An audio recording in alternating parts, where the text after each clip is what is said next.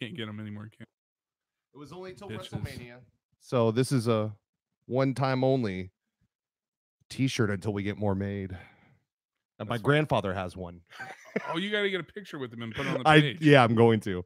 That'd be incredible. What's up, RJ? What's up, dude? Borrow that. Yeah, why wouldn't we be back? Shh. Yeah, right. Nothing. Thanks for the retweet, man. Nothing bad happened. No, nothing. WWE loves us. All the evidence has been deleted. Deleted. Delete. Oh man, what up, girl? You're all quiet and chill. I like it. She's She's just gonna sleep behind me today. It's all good. She's chilling. There's Marzi. Oh, this will be a good chug beer, just like WrestleMania. We're about to procure.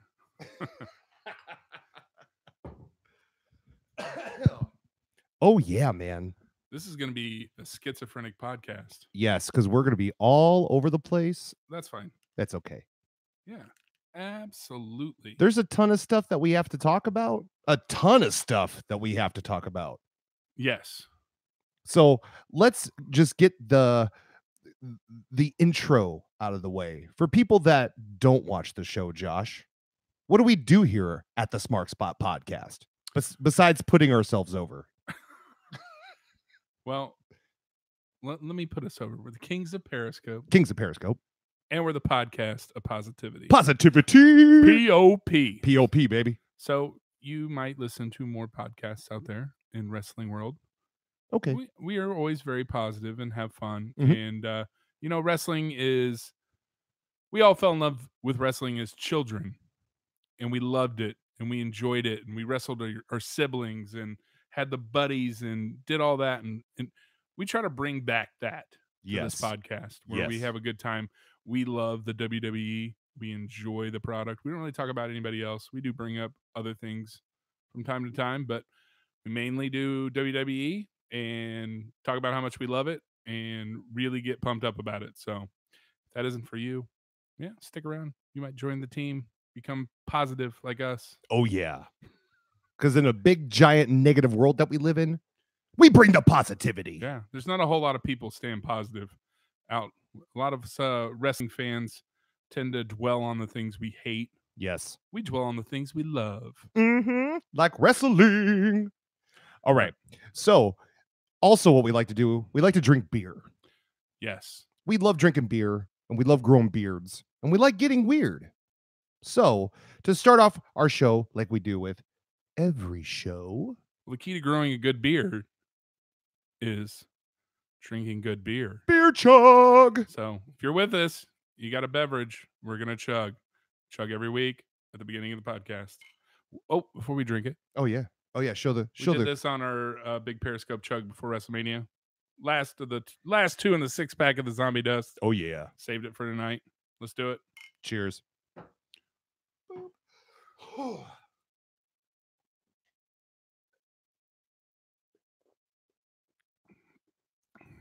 Salud. Oh, yeah. Oh, that's so delicious. That's a real good chug beer. Nice and malty. It's a real good beer for any time. Me too, DX. Thanks for the help. Also, for the people that are listening on our podcast when this releases on Friday, if you hear us listening or talking back to random people, you're like, yes. Who are you talking to? What is this? We're on Periscope Live every Thursday night at 10 p.m. As well as YouTube Live. And YouTube Live, yes. So, simulcast. Yeah, so Leo is a production master, and he goes back in and puts all the fun stuff in and edits out all the weird stuff that doesn't make the podcast. And keeps us usually at about an hour and 45 minutes for the actual recorded podcast. Yes. But if you want to check us out live, see our beautiful beards and beers in person, and chat with us, usually hang out afterwards and do a little bit of a chat with our fans. Mm-hmm. Check us out. But sometimes we do answer our Periscope people during the podcast. So yes, we try to also tell you what they're asking, but sometimes it comes off a little weird. So just bear with us. We're working through it, and we're working on like 2 screens and then the podcast. So we appreciate it. Everyone on Periscope, if you could share this on Twitter, that would be fantastic. What's up, Yankees? Welcome. Yeah. Excuse me. Newly engaged Yankees. Yes, that's right. Thanks to the Intercontinental title and the White Walker Rollins. Oh, man. That was my favorite entrance. One of my favorite entrances. Shinsuke's was pretty freaking incredible. That was. You want to just jump into it? Yes, let's get the intro out of the way. Yes. Shall we? Ladies and gentlemen, welcome to the SmarkSpot Podcast. I'm your host, Leo Mainville, and my lovely co-host of them all, Joshua Brown.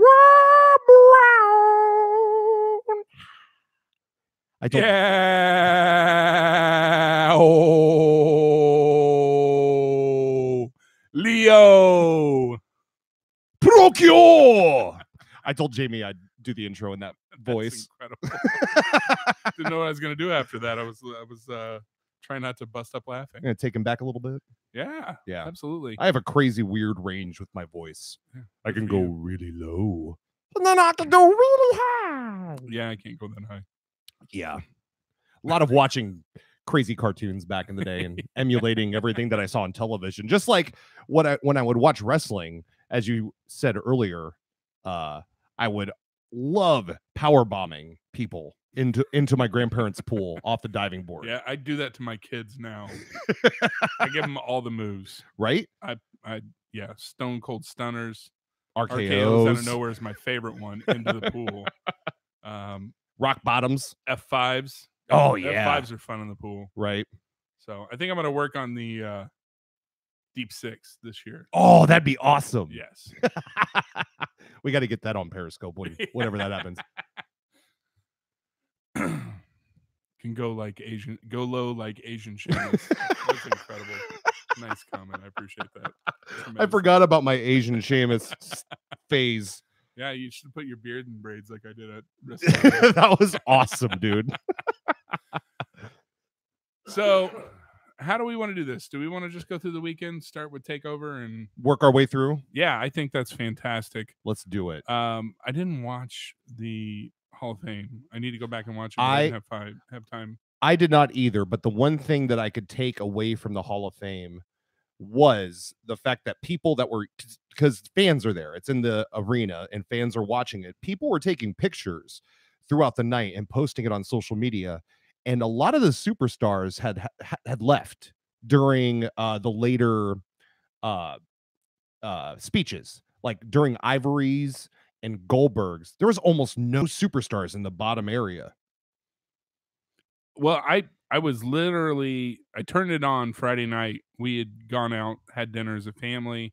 We had something Friday night. I can't remember what it is right now, but we kind of got a late dinner, got back, got everybody to bed. We had to be up early Saturday morning for things that the girls had going on. Mm-hmm. So I threw it on in bed, and I don't even remember. I don't think I made it through the Dudleys. Okay.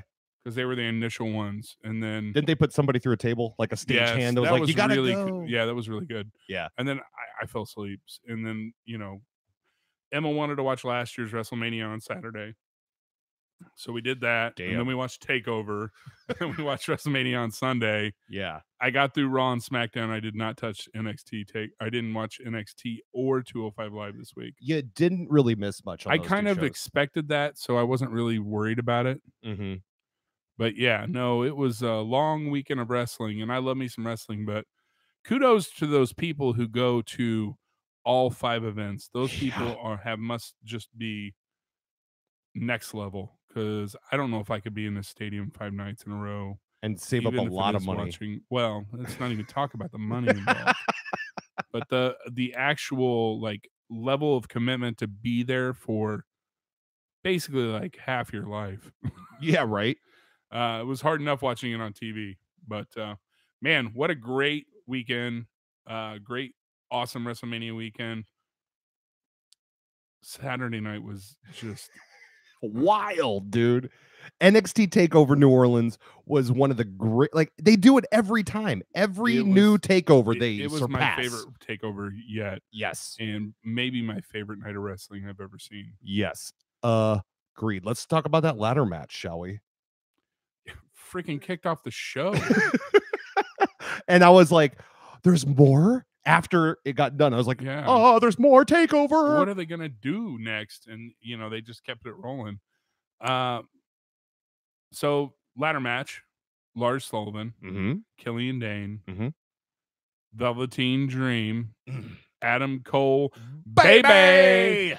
And then the debuts of EC3 and Ricochet. Oh my goodness. What, I mean, what and Ricochet starts in a freaking ladder match. Unbelievable. His first move was jumping off of the ropes, doing a moonsault to the outside. That was his first I gotta move. make my mark. I'm gonna do it. And he did. Yeah. I am so excited for Ricochet to be in NXT and EC3. EC3 looked great. They all looked great. I was thoroughly impressed with all of the competitors. I mean, they really just committed fully. I mean, they all took incredible bumps. They all got their high spots in. And like, I don't know if EC3 got too many crazy spots in, but he took some serious bumps for those guys. Did he get put through a ladder? He got put through a ladder. He got literally slammed by a ladder that Killian jumped on him on with Ricochet on his back. Like, I don't know how he didn't get actually legit injured during that. Yeah. But I don't know if the WWE audience or universe truly appreciated what he did, but I guarantee the guys and the guys and the gals, but I guarantee he won over the entire locker room. Absolutely. I would have loved to been a fly on the wall and seen when those guys walked to the back, just to see like the level of love and respect they got, because they definitely left it all out. Well, you also have to think of the mindset that he was in, because he came from the competitor of WWE, TNA or Impact or whatever you want to call it. Impact on Pop, as we like to jokingly refer to them. Impact on Pop. But to have that mindset coming from the opposing wrestling, there's only a few, that are on national TV. So he wanted to make a statement and make a mark, and he did. Not only to the fans, like you said, but to the people backstage. Yeah, every time I watched him take one of those bumps, that's what I just kept thinking. I was like, he's just totally everybody's going to love him in the back. Yes. Because he's so willing to do those things. I mean, that was one of the things that I just couldn't get out of my head. Like, everybody did fantastic, and some of the great just high spots, like that elbow drop from Velveteen Dream was just... That probably took a year off his life. Yeah, right. Ricochet, I expected Ricochet to blow up in fireworks. He certainly did. It was incredible. I was really impressed by the big guys. I hadn't seen a whole lot of Lars Sullivan. That dude's a beast. I'd heard like on some of our PWO brethren talk about how he's like the most boring wrestler ever. Hell no, dude. Yankees broke his leg. Oh no. How long are you out at work, dude? That sucks. Sorry to stop the podcast, but I just saw that. Yeah, dude. Are you chasing a bad guy right now with a broken leg? On crutches. Chasing after him. Stop, damn it. Don't make me shoot you. I just got engaged, damn it. Dude, his life is incredible. Jones is coming back. Who? SD Jones? Who's SD Jones? Wait, well, we'll let that scroll on. Yeah, we'll catch back up to it. But yeah, no, I mean, Killian Dane was like the MVP of War Games, so I already been introduced to him. I don't watch NXT every week, although I've been trying to definitely focus on more of it now. Yeah. It's just such a great card, or a great show right now, as it always has been, but really want to pay more attention to it.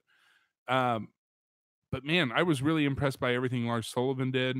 EC3, those were the surprises for me, and I think those kind of stuck out for me. Yeah. I expected Dream to do incredible. Special Delivery Jones, an old school wrestler from the 80s.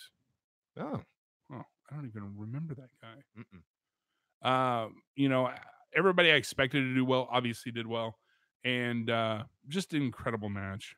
I mean, we could talk about every single spot, but I mean, I literally was like halfway cringing, like yelling, screaming. Like, it was just for such an opening match for something like that, it was incredible.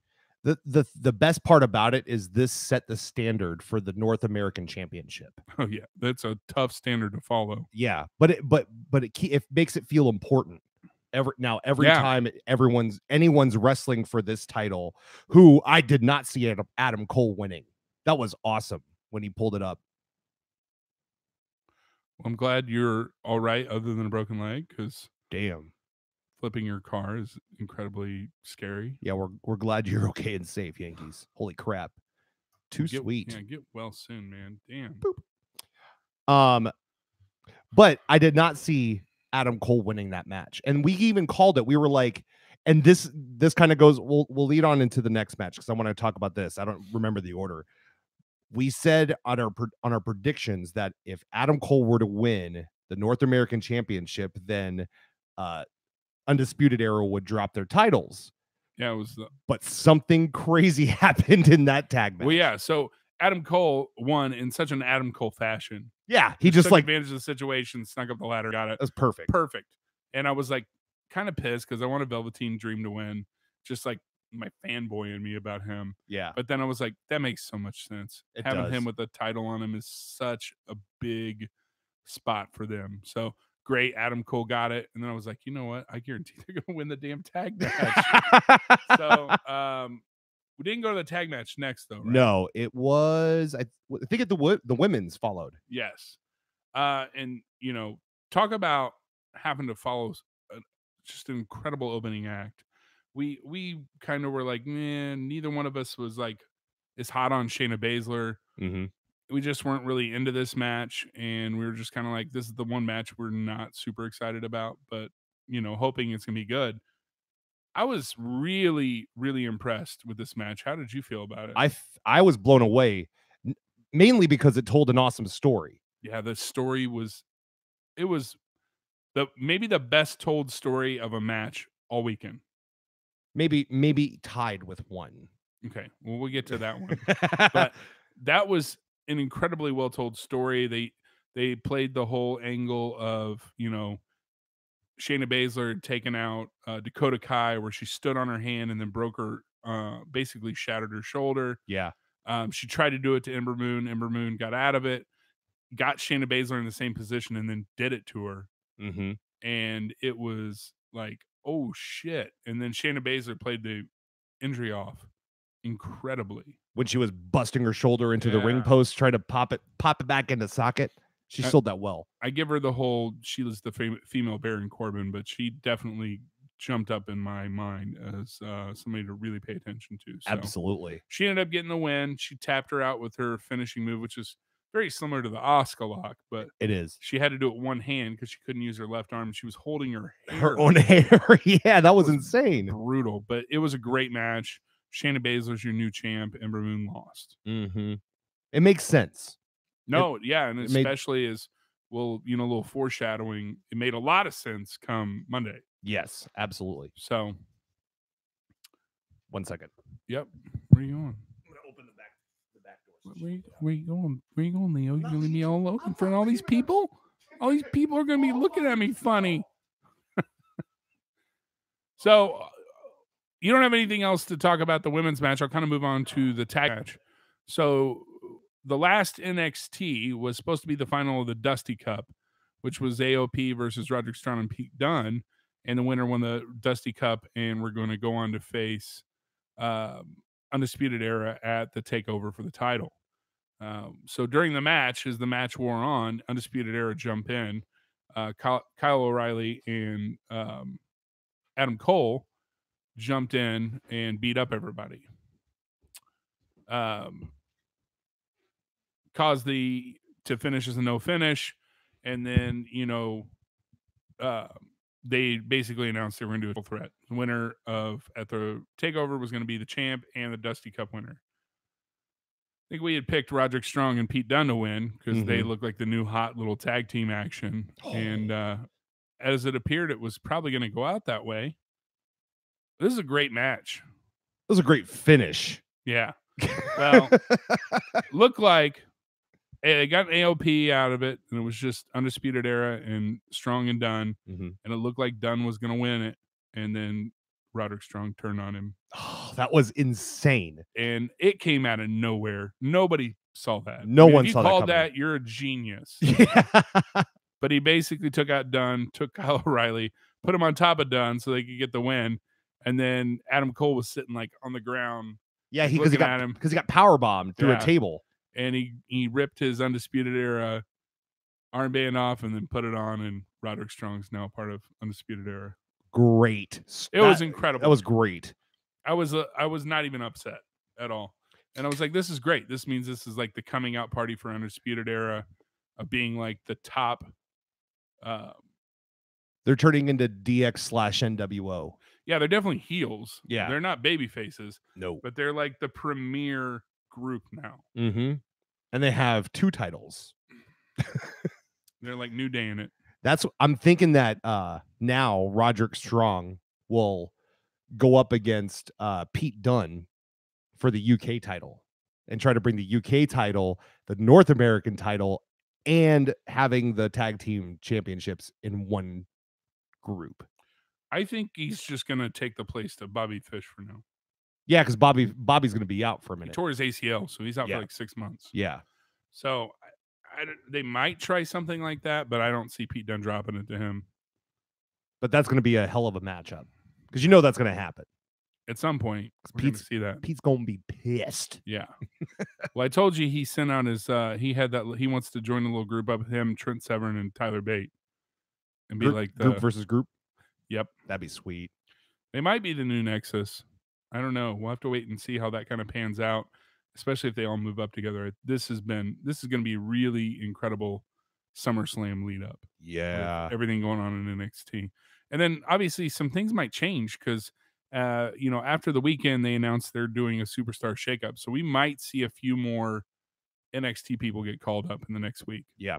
Mm-hmm. So we'll have to kind of revise this as we go along. But that being said, super match, incredible story, a really fantastic finish. It was just perfect. And then the following match, I believe, was for the championship match. Yes! Andrade Cien Almas versus the challenger, Aleister Black. Talk about storytelling, man. This was awesome. I didn't realize Aleister Black is undefeated. Yeah, he's never been beaten one-on-one. Newsflash, he didn't lose this match either. He's now your NXT champion. Now, the biggest takeaway of this whole match was the greatness of Zelina Vega. It was incredible. It made this match from like just a really great wrestling match into another incredible story. Like she went to the well one too many times and it cost him at the end. Yep. It's like every single time she's been the driving force to take him from being just a great wrestler with nothing to show for it to a champion. Mm-hmm. And it's like she bit off more than she can chew. And then that was it. He took his advantage. I love the finish with the kick, with him, with Andrade holding Zelina. It was great. That was awesome. Damn, bro. Where you been? We missed you last week, man. Bro's in the house. What's up, bro? You got anything to add about this championship match? I know you were super excited because you love Aleister Black. you and me and Leo both. Welcome to the club. Yeah. Got way too drunk at Mania. Had to rewatch the damn show. No, didn't get that drunk, but we were pretty tipsy towards the end. Yes. Man, it was fun. But yeah, Aleister Black winning the NXT title was amazing. And I feel like he broke character when he won it because he was so freaking happy. Yeah, he did. He was smiling. That was out of character. And it was weird to see him smile. Yeah, I give him a little bit of a pass, man. Absolutely. I'm not going to put that past. A lot of people were like, "Oh, he broke kayfabe," and it's like, come on, man. Come on, dude. He just won the NXT title. It's like watching a heel female cry when she wins the title. She can't cry. You can't cry. You're the bad girl. No, it's fine. Everybody appreciates when you're champion. Exactly. It's like Carmella on Tuesday. I cannot wait to. She was like next to tears the whole time, trying to be like badass Carmella. Yep. Oh man. All right. But then final match of NXT Takeover, and this was the best storytelling of the weekend. You're right. Champa versus It's just that I expected it to be as good as it was, and it was as good as it was. It surpassed what I thought it was going to be. It was so uncomfortable in spots. That cement spot was the worst spot of the entire week. Not the worst watching. Like it was the sound, nothing else. But that smack, wet, that like raw meat slapped on the concrete. That and seeing Champa's like thong, that was pretty uncomfortable. His butt cheeks showing out. His butt cheeks were all out. You ever go to the when you're grocery shopping and you walk by the meats, and do you ever slap the hams? No. Oh, I do it all the time. That's the sound it makes. It pop. Oh, it was a sickening sound. Yeah. But man, it's just so good. The finish of it was the best. Gargano using his own using Ciampa's leg crutches to tap him out. Yeah, and he gave him an opportunity to have him back up. Mm-hmm. Which he did not. What's up, Mr. Compton? Good to hear from you. Oh yeah. If you're watching this and you're enjoying this, please share us with all your followers. We really appreciate it.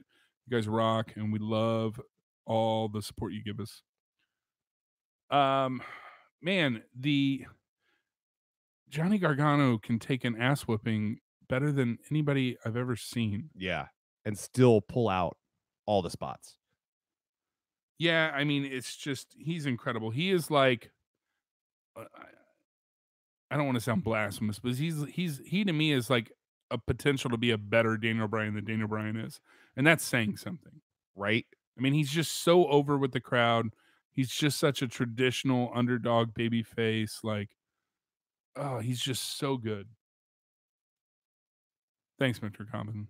Appreciate that. Thanks, Mr. Compton. I gotta get my enunciation correct today. But, sorry, I heard something weird. I think there's a monster in your basement. Oh no, that's Jamie's on Mass Effect 3. Oh, okay. So she's probably killing the Reapers right now as we speak. But yeah, it was just so good. Ciampa has so much heat right now. He's just so hated, and it's not cheap, and it's not like the heel that like everybody loves, like a Kevin Owens. You just like he's a bad guy, and you boom in spots, but you always cheer for him because you love him. Even his entrance. Without the music, just the booze. He did it better than Dolph Ziggler ever because could. Dolph Ziggler's not as good of a heel. No. Ciampa is the best heel right now. And he just looks like such a heel with that awesome beard, just that mean face, and he's the Sicilian assassin. Yeah. Oh, I love it. I love it. He's fast becoming one of my favorite wrestlers. Yeah, he's incredible. They're both awesome, and they put on a freaking clinic. Yeah, just an incredible like marathon, just painful. Whoop the crap out of him. Who's going to come out the top guy? And, well, they were taking like hits to like true hits to the face. I swear to God, when I told you, I think somebody lost a tooth in that match. Looked like there was a tooth laying on that black mat because that black mat shows anything not black, right? Bright. It was just brutal and just everything that you needed out of the match, everything you could have wanted. I thought Champa was going to end up winning, and Johnny would go on to 205 Live or something. Yeah, I'm glad he won. Yes, I was very, very happy with the way it finished, and then, of course, Candice runs out to the ring and loves on him, and it was great. Just one of those awesome feel good, like finally got over on the bully. Just classic archetype story. It was incredible, and he needed the win. He lost won in forever. Yeah. Now hopefully we see him shoot up a little bit. All right. So I give it, if we were to rate NXT on a scale of 1 to 10, what would you give it? Out of 1 to what? 1 to 10. An 11. No, I mean, I'm dead serious. It was no, the for best sure. wrestling show, start to finish, I think I've ever seen. Yeah. I mean, granted, it was only 5 matches. It's 3 hours. No, yeah, it was 3 hours. It was a 3-hour takeover. It was 5 matches. So, I mean, and they had a long time. I mean, that's where NXT has so much more of an advantage over the main card. You have maybe a third of the wrestlers. You only have to put on 4 or 5 matches. Mm-hmm. You really focus on booking those perfectly. Yeah. And, the crowd that goes to NXT isn't your mainstream crowd. They're going to be there for them. What's up, thank you. Troy? Thanks, dude. But yeah, it was incredible. Yeah. NXT Takeover just took my breath away.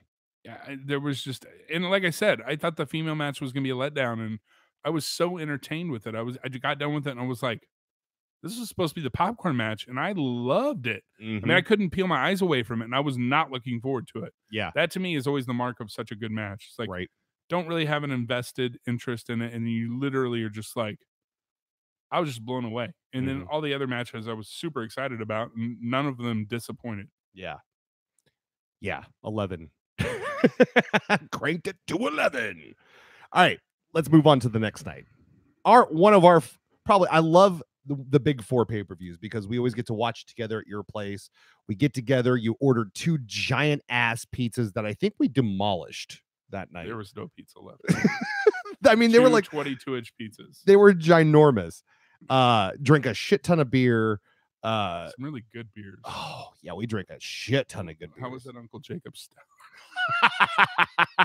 The one you spilled? Yeah, I spilled it on my jeans. You had like one sip.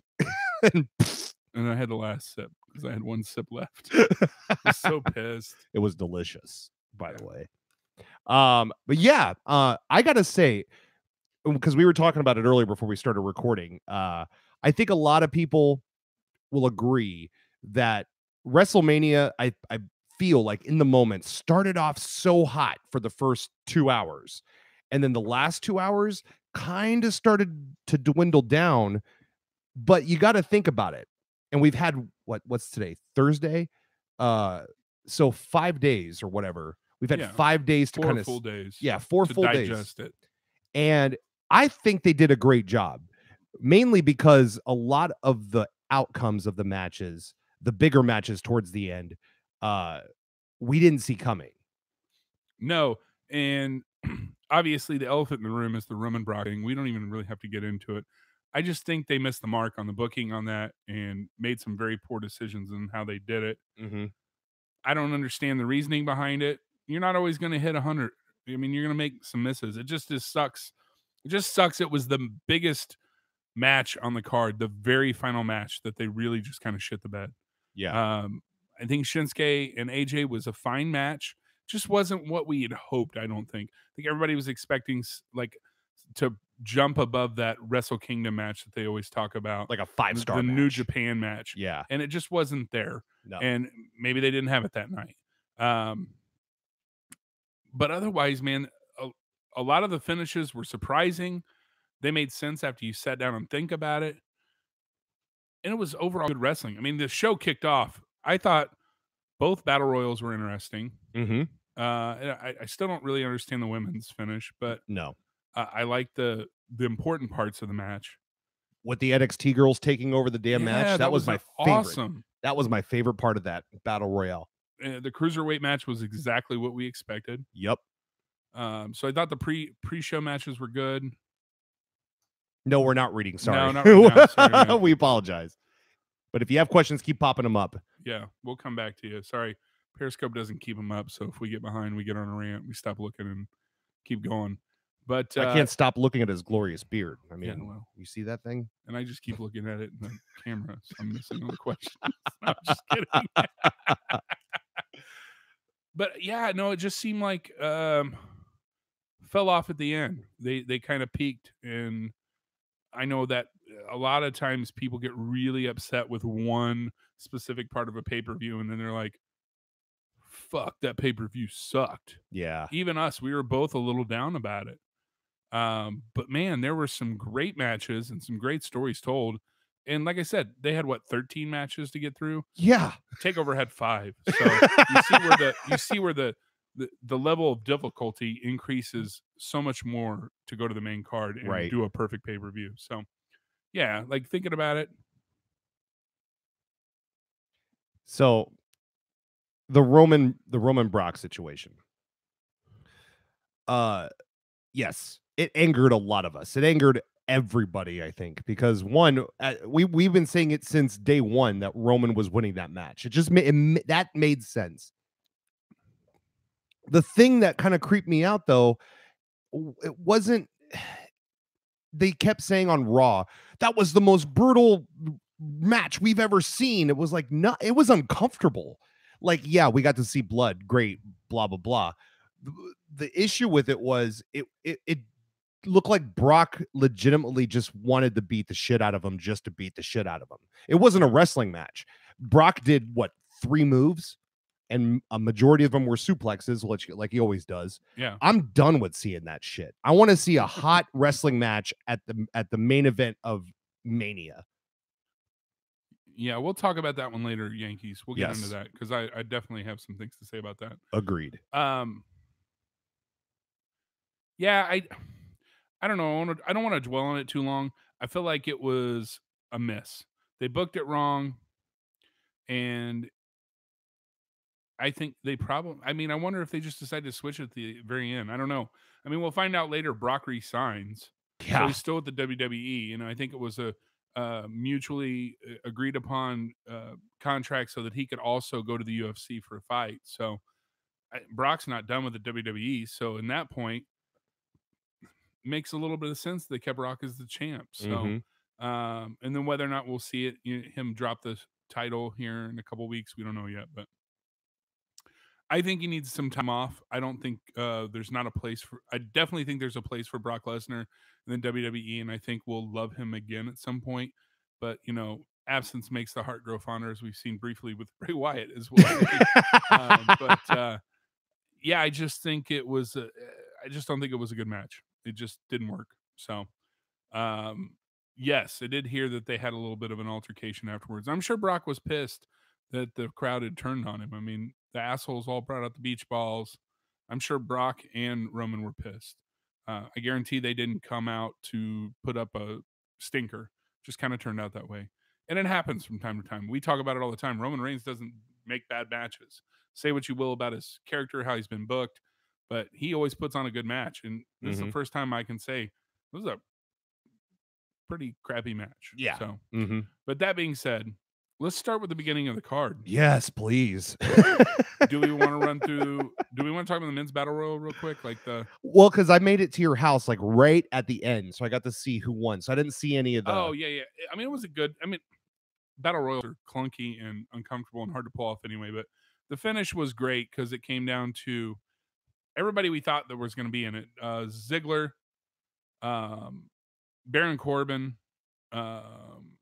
who's the guy who won last year? Mojo Rawley, and of course Matt Hardy. And it comes down to Matt Hardy and Baron Corbin, and Bray Wyatt comes out. Awesome. And basically helps Bray Wyatt win. So it was great. It was a good finish. It was fun. It was nice to see Matt Hardy win. Felt like he's needed a big win outside of this little feud for a while. Yes.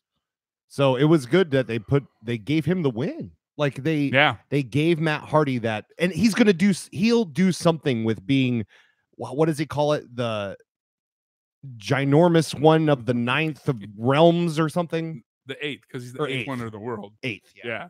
The giant of the 8th or whatever it was. But yeah, it was good. It was fun. It was a great starter to get us ready. But first match on the card, of the main card, IC title match. Super excited for that. Oh, we popped?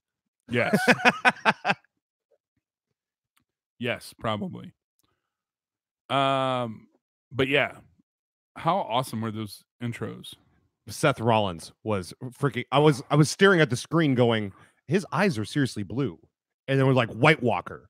Oh, because he was the Kingslayer last year. See, I hated the Kingslayer last year. Yeah. I felt like he totally redeemed himself coming out as a White Walker this one. Yeah, that was sweet. And I think that was all like production stuff, like all that 3D stuff they couldn't see. No. People on the TV watching from their television could see that.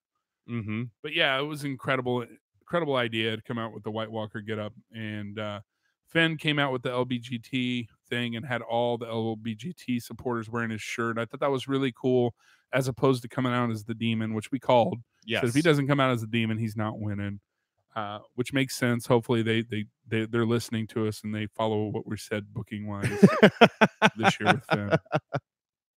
And then of course, freaking Miz came out with those weird goggles. And the all red get up. It looks like he got him down the street got him on Bourbon Street at like one of those gift shops. He was like, I want those. I'm gonna wear that with a red headband. He's like, I'm gonna be like the voodoo Miz. I don't know. I guess everyone was trying to stick with that, New Orleans no. It theme, definitely had a lot of people do that. I thought that was really cool.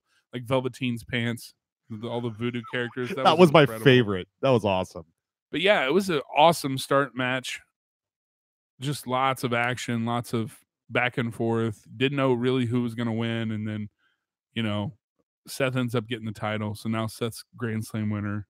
And he did the thing with the belt again. He swung it around like he did the last WrestleMania. That was awesome. Yep.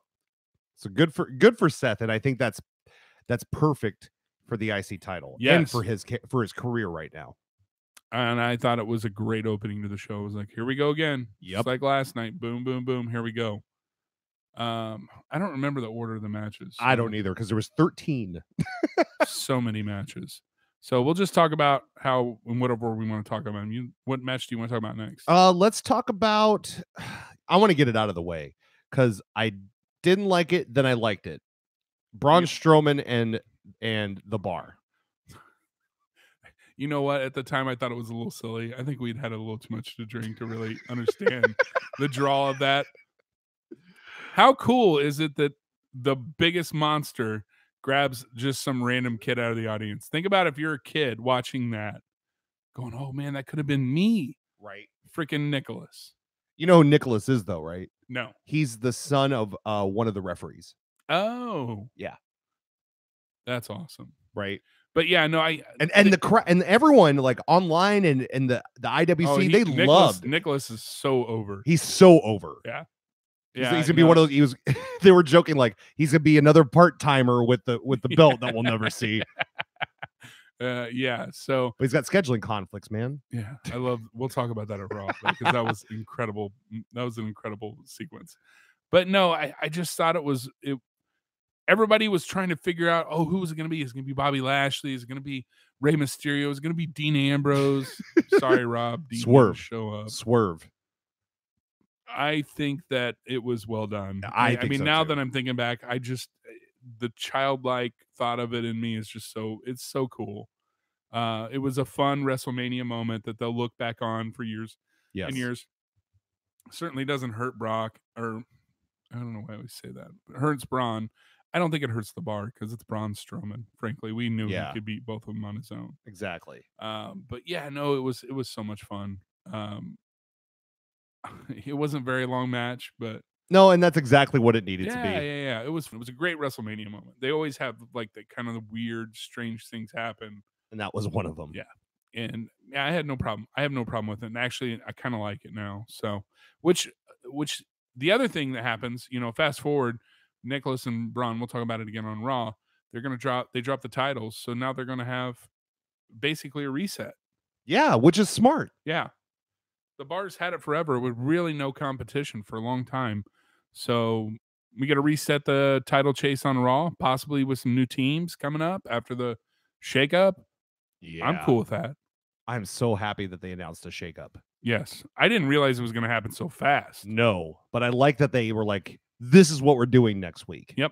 So we got that to look forward to. Right back invested next week.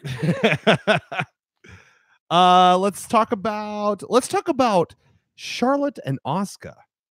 Let's wait on that. Okay, let's wait on that. Let's talk about the other tag match. Oh. The triple threat for SmackDown. Even though it's been 4 full days, I'm still not happy with that match. Well, I agreed with you at the time, and then I thought about it. How are you going to build up these giant monsters and have them lose in their first big match? Exactly. I agree with you. They had to stomp the two best tag teams basically in WWE. But the match should have gone on a little bit longer. Yeah, but it did its point. I mean, I agree. I would have loved to see an awesome match drawn out for 20, 25 minutes with all three of those teams going at it. But they basically just decimated the shit out of them and beat them. Yeah, which is what they needed to do for the storyline. So at the expense of the Usos and the New Day, they kind of got squashed by the Bludgeon Brothers. But you know what? That makes sense. They're that monster tag team now. That now they're going to just be trying to climb that mountain to get to him and get revenge. Yeah. And I'm okay with that. Again, don't think it was the best wrestling match, but for storyline purposes, I think it fits very well. Yeah. I think it makes sense in the moment though. I remember looking at you and we were both like, "What the fuck?" Yeah, we were both a little upset because we were really invested in the Usos winning, having their big WrestleMania moment. Yeah. But I mean, they came in as the champs at WrestleMania and had a match, and they got paid. So if you enjoy WWE, you should get the WWE Network for $9.99. You could have gotten WrestleMania for free, and if you get it this month, you'll get Backlash for free, and probably that big greatest Royal Rumble in Saudi Arabia. Oh, sorry, my microphone is messed up. check. $9.99. Okay, good. Oh, little fart. Sorry. Yep. If you're listening to that in podcast land, I was drinking out of a WWE mug. $9.99. Anyway. Hopefully WWE's listening. Did my voice just crack? I just went back to age 15. WWE's listening. That's not what we sound like at 15. That'd been weird. So my voice sounded kind of like this, but it would pop into like a higher octave. Yeah, that's fine. It still does. My wife calls me Peter Brady every time it happens. It's like, what was that, Peter Brady? I'm like, shut the fuck up. That's awesome. Oh man. All right. So we talked about the tag titles, IC title, battle royales, women's. Sure. Let's talk about the Raw. 'Cause I actually missed that match. Yeah, you did. Yeah. I saw the end of it. It was good. She squashed the shit out of her. How long was it? Like 5-10 minutes? 10 minutes. 10 probably. minutes. I mean, I didn't stop watching it. I was pretty tipsy at the time. Did Mickie James get involved? Because they said that on Raw that Nia took her Nia out. came out and took her out before the match even started. Good. That's which was smart. At that point, you knew Alexa had no chance in hell. Yeah. And we called Alexa keeping the title, but this is perfect for the whole after-school special angle they were going with, like the anti-bullying. I didn't think about that, but you're thinking about you have that many millions and billions of viewers, and this chick's just like this little, like, incredibly beautiful little thing making fun of calling the one chick fat and how she was ugly and blah, blah, blah. Blubbering at her blubber. And then she got beat by that chick. Perfect. I'm happy with it. Great storyline. Perfect. Can't say anything else. And I thought she did a great job. Nia, even on Raw the next night, very well done. It was super. She looked super emotional. We'll get to that in a minute. But I thought it was good. It was great. I don't have a problem with it. I like her winning. Yeah, even though we were calling Alexa. We picked it wrong. Yeah, I like it now, and it'll be interesting to see how they kind of go forward with this. Right. Okay. Charlotte versus Asuka. Title versus streak. There's nothing more that I can say about this match, just for the simple fact that it blew us away.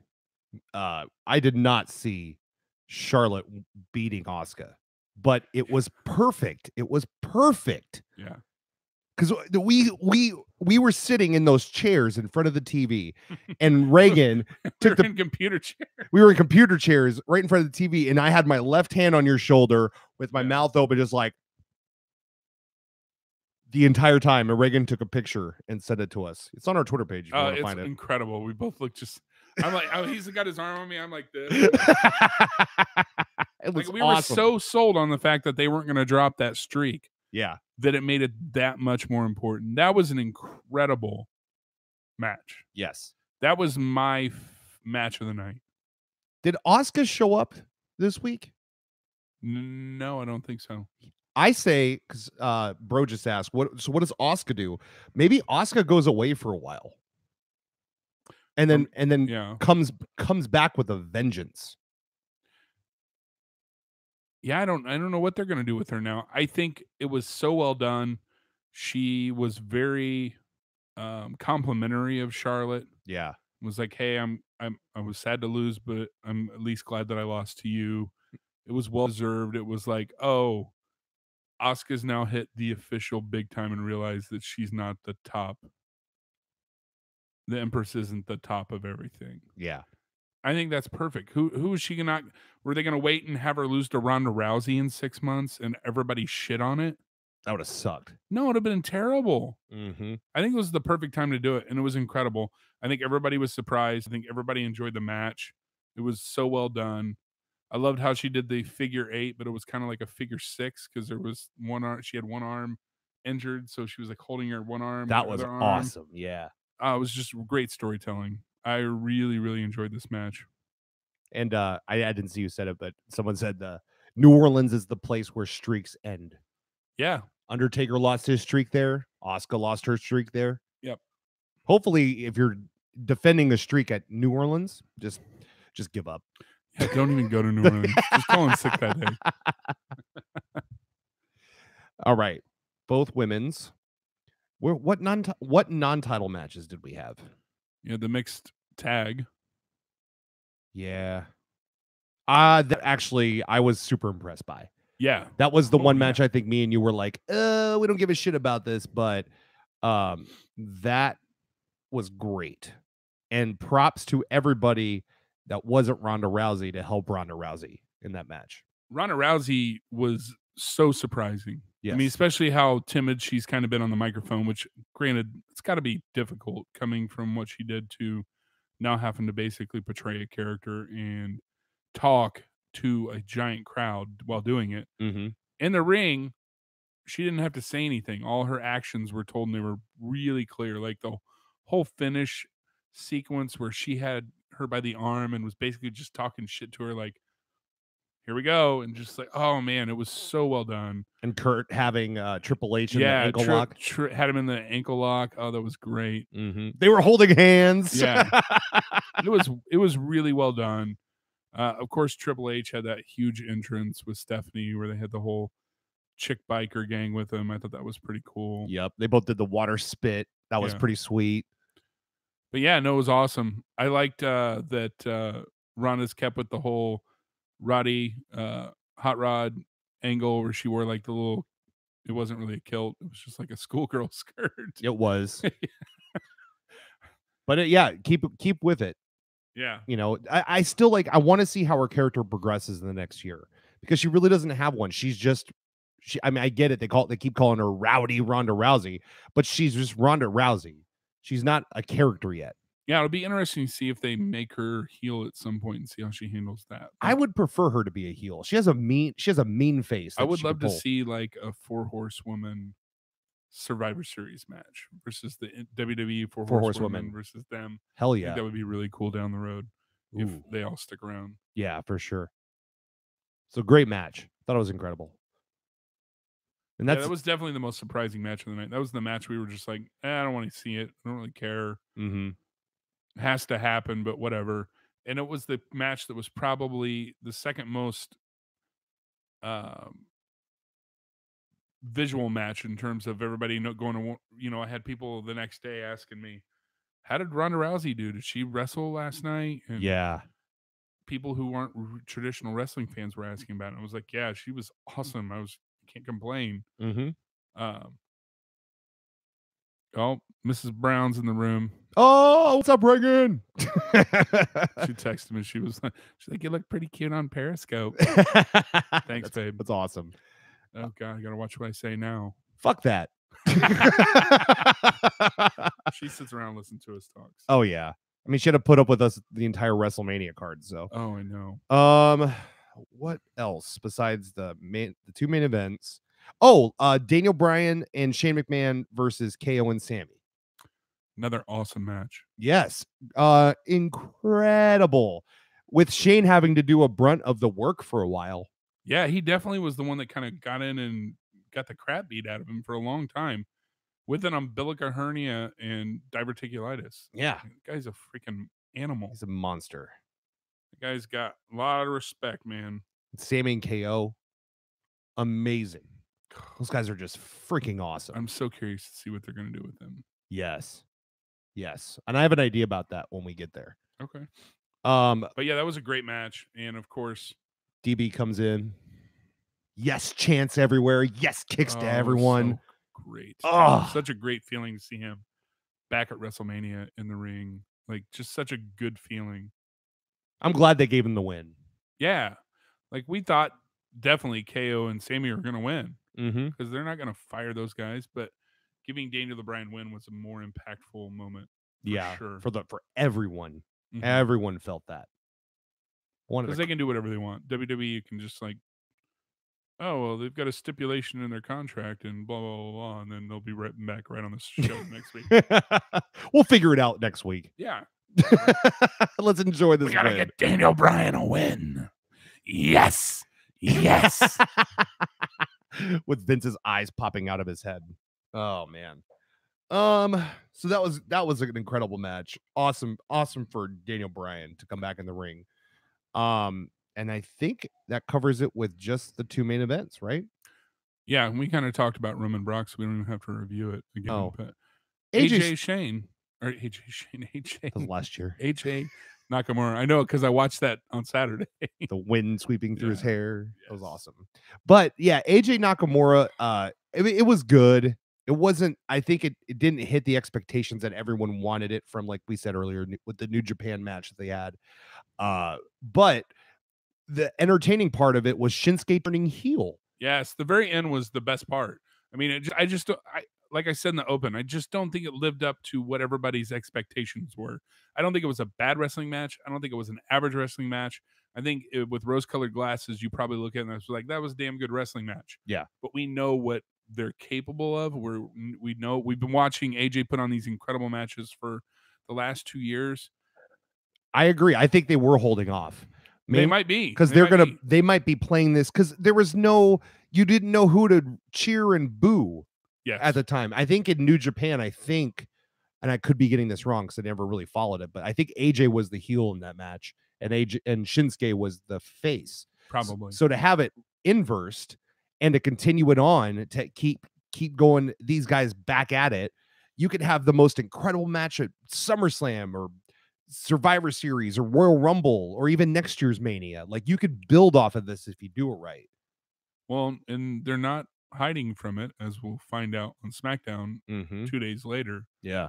They're definitely going to continue with this for some time. Yes. And I'm okay with that. Yeah. No, we'll just, have to kind of see how it plays out. I think with the shakeup, everything's going to change a little bit. I don't think any of the main characters, aside from 1 or 2, are going to flip-flop, but it could definitely change the storyline around, depending on who comes over. I also think as a wrestling fan, we have to get it out of our minds that was an awesome line. That was. I no speak English. But I think we need to get it out of our minds that, because I feel like people want every single match they watch to be like the best match of all time. And if it's not, everyone just shits on it. Like, it was terrible because it wasn't that great. It was okay, but it wasn't that great. There's reasons why matches don't quote unquote turn out great, because it builds further storylines. Well, and it may be a match to tell a storyline that doesn't necessarily turn into a spot fest, or maybe it's just you got to tell this story to lead to the next chapter. Not everything is going to be, freaking Champa versus Gargano, or that Gargano versus Almas at the last Takeover. Right. I mean, it's just not always going to happen that way. And frankly, you're right. If every match was that good, you'd never look at that match and be like, oh, that was incredible. You'd be picking little tiny things apart. Yeah. Instead of just appreciating what it is. So yeah, it wasn't the match we all wanted, but I think it was a perfectly good match. Yeah, no, I thought it did what it needed to do. Absolutely. And then Roman Brock, we talked about it. We talked about it, so we're going to move on. All right. But for 7 hours of wrestling, definitely way more good than bad. Yes. There was a lot of great in there. Oh, well, it was like the shortest match on the card. Ladies and gentlemen, thanks, DX. John Cena was in the crowd drinking beer next to a pregnant lady who was like super great poker face. She had no emotions the entire time. She didn't break kayfabe the whole time. She didn't see him. She didn't know who he was. Right. She didn't see the cameras. She was just watching WrestleMania. So she could tell her baby one day, you were at WrestleMania in New Orleans. And there was a beer floating next to me the entire time. But anyway, Undertaker answered the call. Not the American Badass. Not with Kid Rock.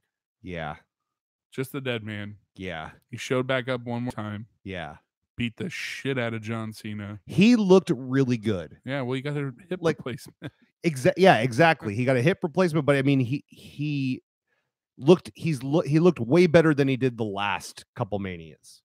This whole thing was literally just to put Undertaker over and give him a good last moment in the ring. It's not his last moment in the ring, though. You don't think? No, he's gonna get the Greatest Royal Rumble. Oh, is he? Yeah, Oh, well, I think this is tell gonna me be. how that happens, how that works out. I'll say it now. I think that next year will be his last and final rest in peace piece. His rest in peace piece. Yeah, The final tour. it's like the angle. Last tour of the dead man. But please finish it as American Badass. That'd be pretty cool. That would have been awesome. I don't know. They had an opportunity to do something with Yeah. that, and they didn't. Kid know, Rock didn't even man. perform. I know. It's trash. I was waiting for that. Alice Cooper's guitarist did for Shinsuke. Yeah, that was amazing. That was awesome. That was badass. But yeah, Undertaker destroyed John Cena in 5 minutes. It was the time of the match was less time than his intro was. That's most Undertaker matches these Yeah. days. But we were in shock and awe when it happened. Yeah. And everyone No, and that's it was everybody knew it was happening, but when he came out, it was still a big surprise. You still got the awesome entrance. Everybody enjoyed it. And then he just beat the crap out of John Cena. John Cena definitely squashed for him. Don't think I've ever seen John Cena squash like that for somebody. It was incredible. yeah, Good for that. Good for John. Good for the Undertaker. it worked. Fulfilled its purpose. Thank you, Cena. Thank you, I Taker. think that's it for WrestleMania. Unless you got anything else you want to add. Nope. Let us move on. I mean, that was a lot of blood on Roman's face. Yeah. And then he took 5 F5s and kicked out of 5. And then the 6th, he got pinned. Yeah. I don't know. He kicked out of 5 F5s. He's Superman. Yeah. So, next night on Monday Night Raw. Down, dirty, and raw.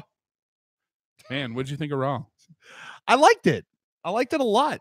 They had a lot of call-ups. They had KO and Sammy showing up, trying to get new jobs in sweet suits. There was some great comedy. There was on an the shows this week. awesome comedy. KO and Sammy showing up was awesome with Kurt. Kurt, I feel like, is finally like into his role and is finally like feeling it. Yes. And he's turned really funny the last couple weeks. I hear TNA is hiring. That line blew me the fuck away. Blew dude. everybody apart because they actually even said it on WWE. It's like, are you kidding me? And he That said was- TNA. He didn't call it Impact. Yeah. He called it TNA. That was awesome. Somebody said they thought he was supposed to say NXT and he just said the wrong thing. We forgot a match on Mania. Oh, yeah. Okay, U.S. title, Fatal 4-Way, Rusev, Jinder, Rusev. I said Rusev. Okay. Randy Orton and Bobby Roode. and Jinder won. Which I wasn't happy with at the time. I think but I think now it makes total sense. Yeah. But damn, Rusev keeps getting fucking just brutal. although Fucking Rusev WrestleMania day. He needed to win the title. although my highlight of that match was when Aiden English came out with a shaved head. Yeah. He was on the pre-show in the Battle Royal. He had hair. Yeah. He came out for Rusev's match and he'd shaved his head in between. I think here's what I think happened. Okay. Spitballing. I think what happened was he was in the match, got eliminated, went back, hung out with Rusev and Lana, and is like, man, you know what? I think I saw this thing on Twitter where Josh and Leo from the SmarkSpot podcast are going to do a beer chug, and saw how beautiful we look with our shaved heads and our beards, that it just gave him so much influence and so much creativity that he was like, I'm doing that. And he knew that I am a huge Aiden English mark and would freak the fuck out. And that's exactly what we did. We both freaked out. We were like, oh my God. That was awesome. incredible. It was awesome. I hope that story is so true. We'll just say that it is. Okay, sweet. Makes it more. You're welcome, Aiden. You look Yeah, fantastic. You do look fantastic. Thank you for And watching your our voice show. of an angel. He probably chugged a beer with us.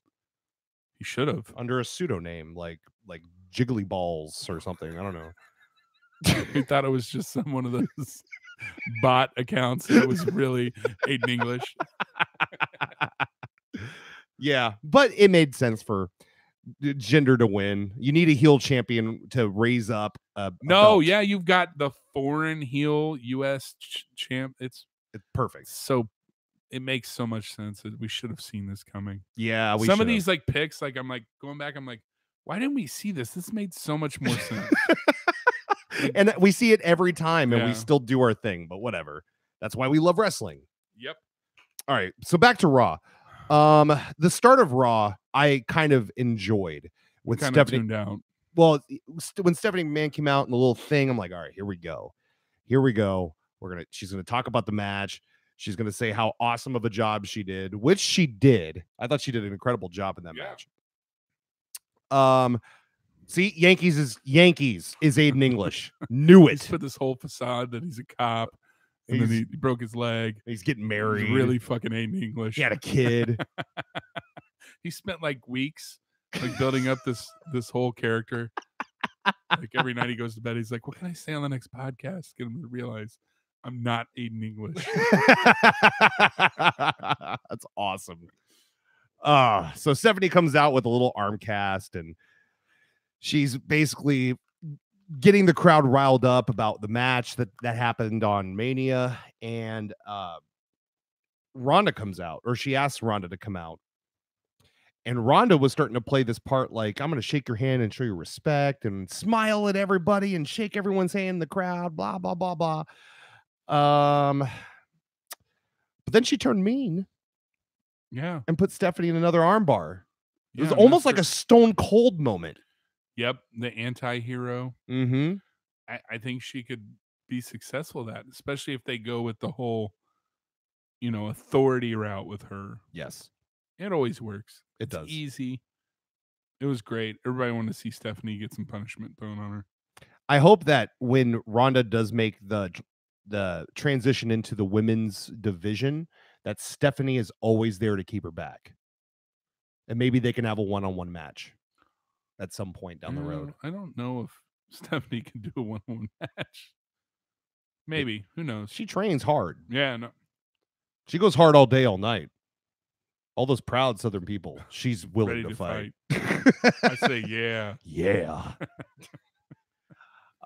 What else happened? There's so much that happened that it turns into a blur.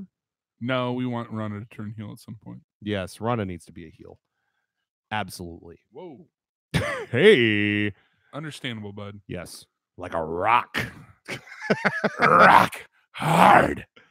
Oh, that was hilarious. Fire. When Stephanie was walking out and JoJo was like, how about we show a little bit of respect for Stephanie McMahon? I was like, JoJo, what are you doing? She's trying to keep that job. Yeah, I bet. After she was a home wrecker, she's got to be on the boss's good side. That was good. Yeah. It's good. I like it. Let's talk about the call-ups. Yeah. So what AOP was that the first call-up on Raw? Did I skip one? Yep. It did? Oh, Women's shit. Division.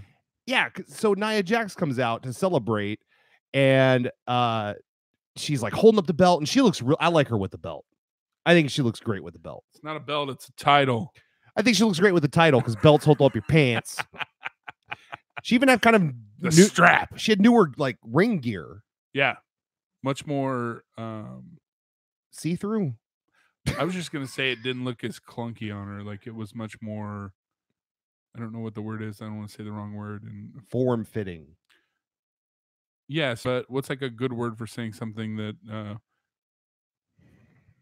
my brain has stopped working. It was agreeable to her body type. That. It was more flattering. Yes, flattering. That's the word. Because she's a beautiful woman. She's just is shaped differently than every single tiny wrestler in WWE. She had a cape, or not a cape, but she had like a big long jacket on. It was cool. Yep. And Alexa and Mickey come out, and they're all pissed off, and we're gonna have a match. We're gonna have a match with you tonight in a tag match. And I went, oh, no. Why would you put? But then when we found out who Nia Jax's tag, she was like, "Shut up." She's like, "I got a partner tonight." and you're not gonna like it. Burn out these stations, Ember Moon, Ember is the fire, Ember is the flame. I loved it. Yeah, so Ember Moon is now a part of Raw, at least That- for a week. At least for a week, yeah. She made her call up, and Yeah. she looked great. Yeah. Oh my God. Her finisher on Alexa's face.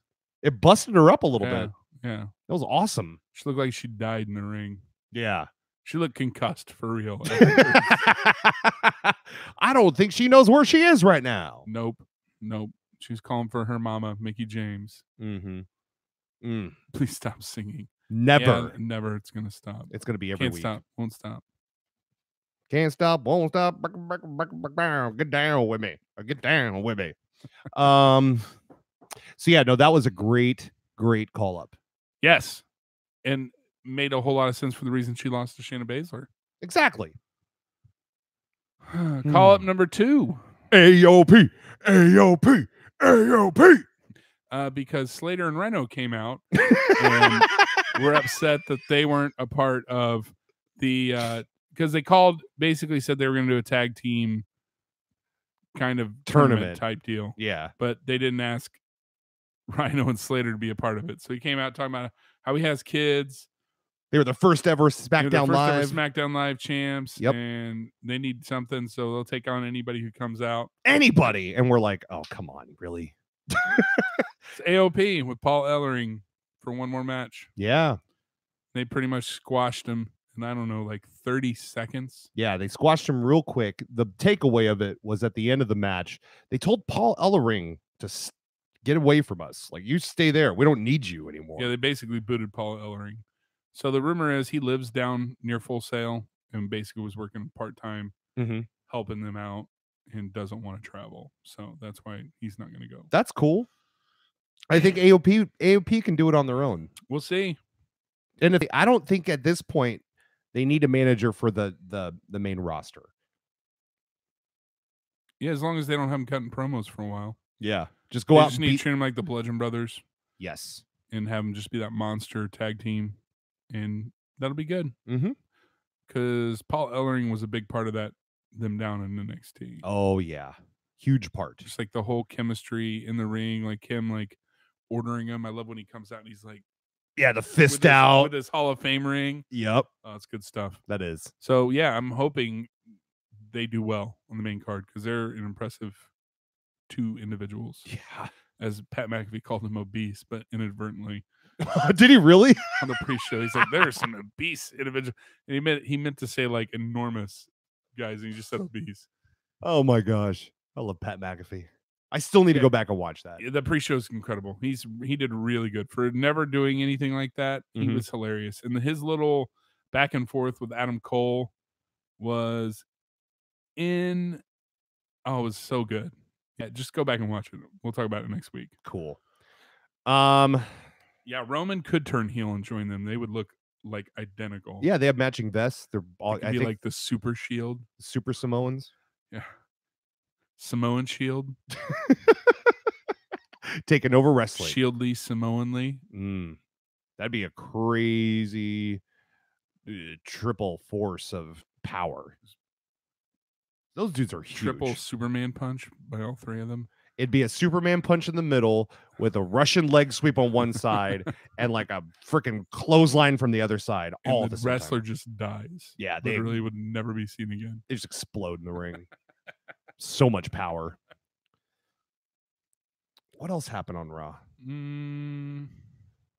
They did the tag team matches. So there was the Revival versus the Club. Yep. That happened. And I was happy the Revival won. We'll get to that in a second, DX, but yes. You know what that means though, right? That the Club's going to SmackDown? Yep. Yeah. I can call on it. That's the only one I know for sure. When we get to the end of SmackDown, we'll do some superstar shakeup predictions. Okay. If you will. Okay, so that was a good call. And then was there another tag match? There was another call up though. Do you want to go to the last call up, or do you want to do the other tag Yeah, match? let's do it because I wasn't too impressed with it. Way, Jose. No way, Jose. You know who that? I'm I'm gonna say this, and people aren't gonna like it, but I'm gonna go ahead and say it and get it out of the way. He is Adam Rose, but not Adam Rose. Disco Inferno, Adam Rose. Disco Inferno, Adam Rose. Yes, but Disco Inferno at least has some heat right now. If they treat him like kind of like R-Truth, I think he could be incredible. He could be incredible. Yes, he's got to be like a comedy-based gimmick all the time. Well, he needs to be, but the problem I think that they're going to have with him on the main roster is all they're going to do is have him come out and sing and dance, and then have a match and be done. I don't think there's going to be any character development with him, or he'll be a mid-card jobber. Yeah, I don't think he's ever going to be a main eventer. No, but that's okay. You need cannon fodder. You need to fill that roster out with people that aren't going to be there. You need your Slaters and your Rhinos, your Ascension or Fandango, Breezango or whatever. Yeah, you need those groups, those people to be there, and he's entertaining. He is. He will get a cheap pop from the crowd every time he comes out, just like Fandango used to do, just like Adam Rose used to do. He's not going to be like Ty Dillinger, because Ty Dillinger is actually a really good wrestler, and the 10 gimmick's way more over than No Way Jose. Yeah, it was the perfect time to introduce him at that Raw after. Yeah, because that crowd's awesome. It's the super Mark crowd, so they of course loved it. Yeah. So that was good. That was a good call up.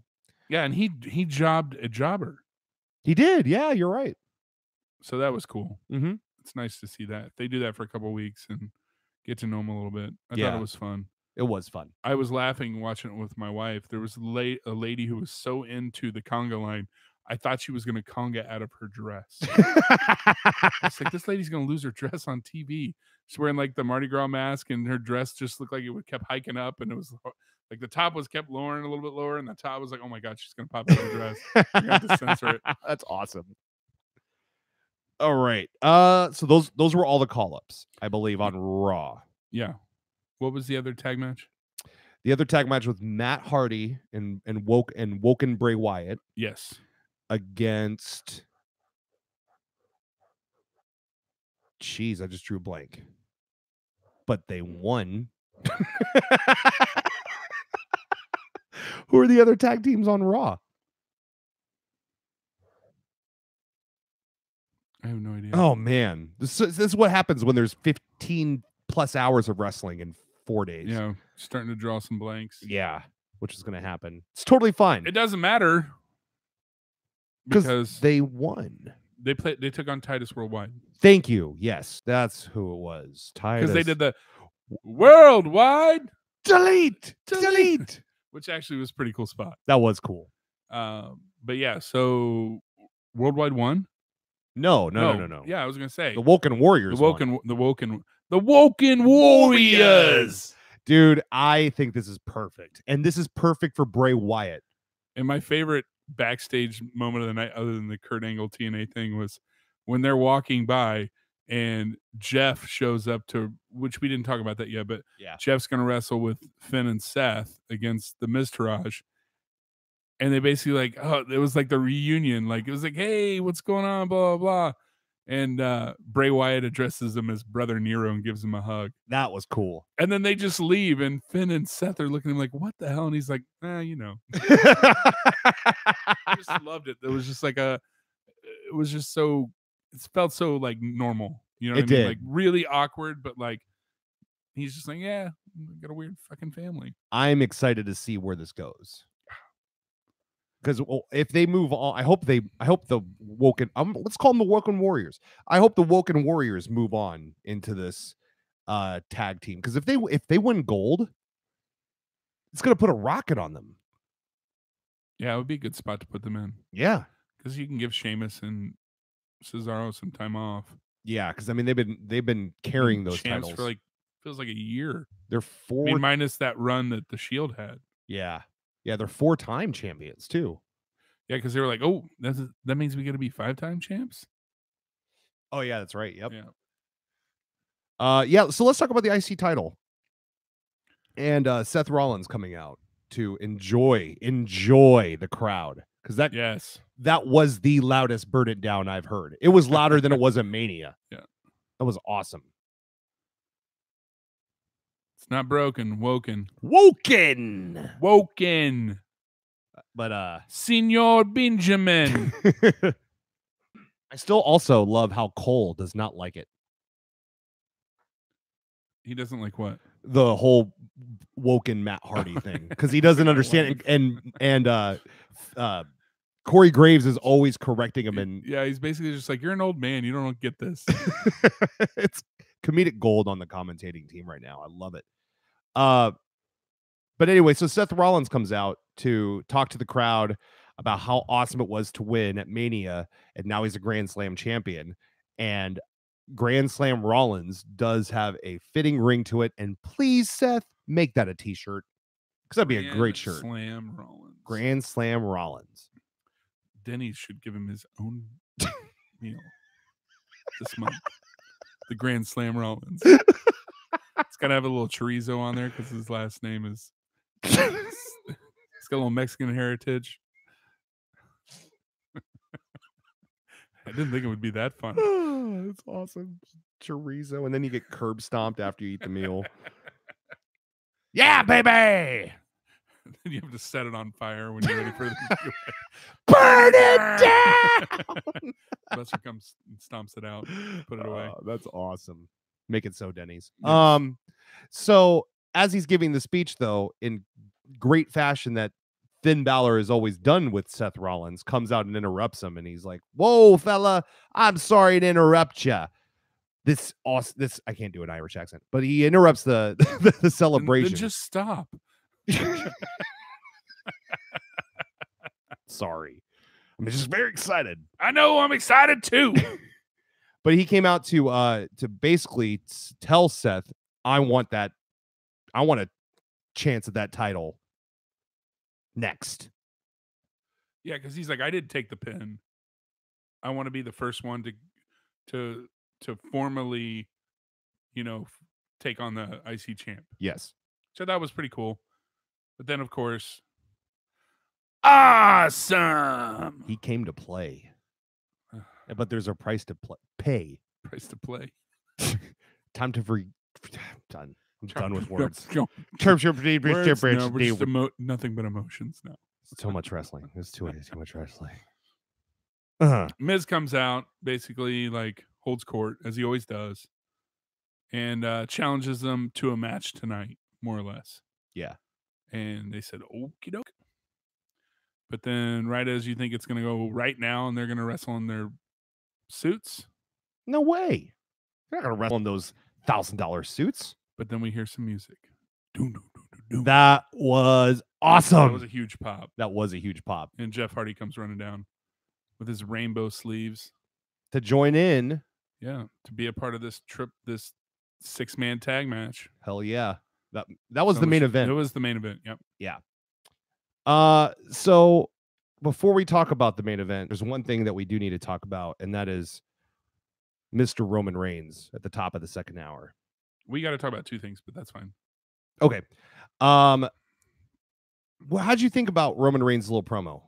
I felt like he was had a really uphill battle. Yeah.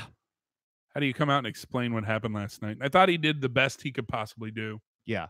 I just they announced that the big news they announced at the beginning of Raw was that basically Brock has re-signed and that they were going to have a rematch at the greatest battle royal in Saudi Arabia in a couple weeks in a steel cage match.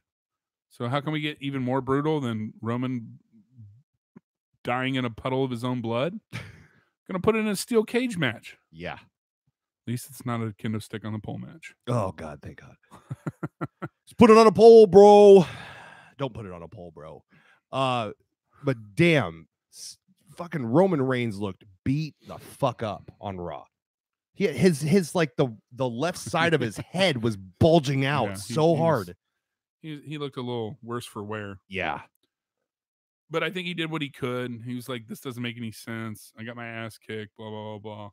I don't know what else he could have said to make it any better. I thought he did with the best he could, and I just was kind of accepted it and moved on. Well, right?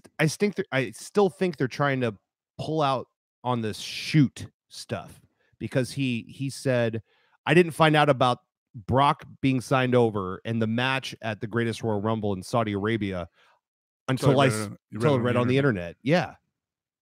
You think that's how they keep going with this? Like just Roman getting pissed off at Vince for all this shit? It's always worked in the past. Yeah, it could work for this. Yeah. So, yeah. We'll have to, I mean, we got to wait and see how this transpires, how they're going to go with it. Definitely got an opportunity to make up for it. Usually they do. So my hope is that this is going to turn into some incredible storyline in wrestling down the road. Seems like when they screwed up with that Roman Reigns build a couple years ago, they made up for it. I feel like they'll do this again. Yeah. They'll make amends, and we'll come away with it going happy with it for sure. Agreed. What was the other thing? The relinquishing of the Raw tag team titles. That's right. Which was also hilarious. That was awesome. Yeah. Braun shows up and he's like, where's your partner? He's like, oh, he's standing right behind me. And he turns around and Nicholas is there again with the title. But it was awesome. He basically said that we have some scheduling conflicts. You know, he is only in the 4th grade.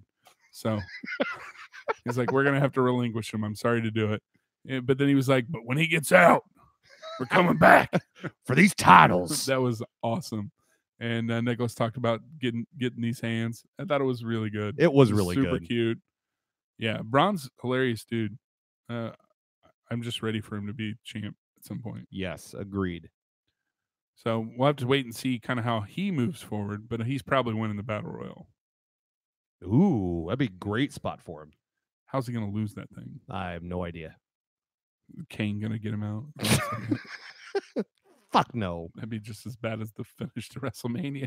Yeah. Oh, that'd be terrible. All right, then the main event. 6-man tag, Miz Taraj versus Seth Rollins, Finn Balor, and the returning Jeff Hardy. Yes, we did.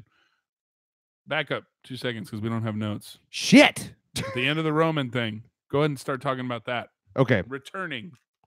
So at the end of the Roman promo, we get a returning Samoa Joe to call out Roman Reigns. And Samoa Joe could have just not said anything, taken the microphone and taken a lighter and lit the microphone on fire.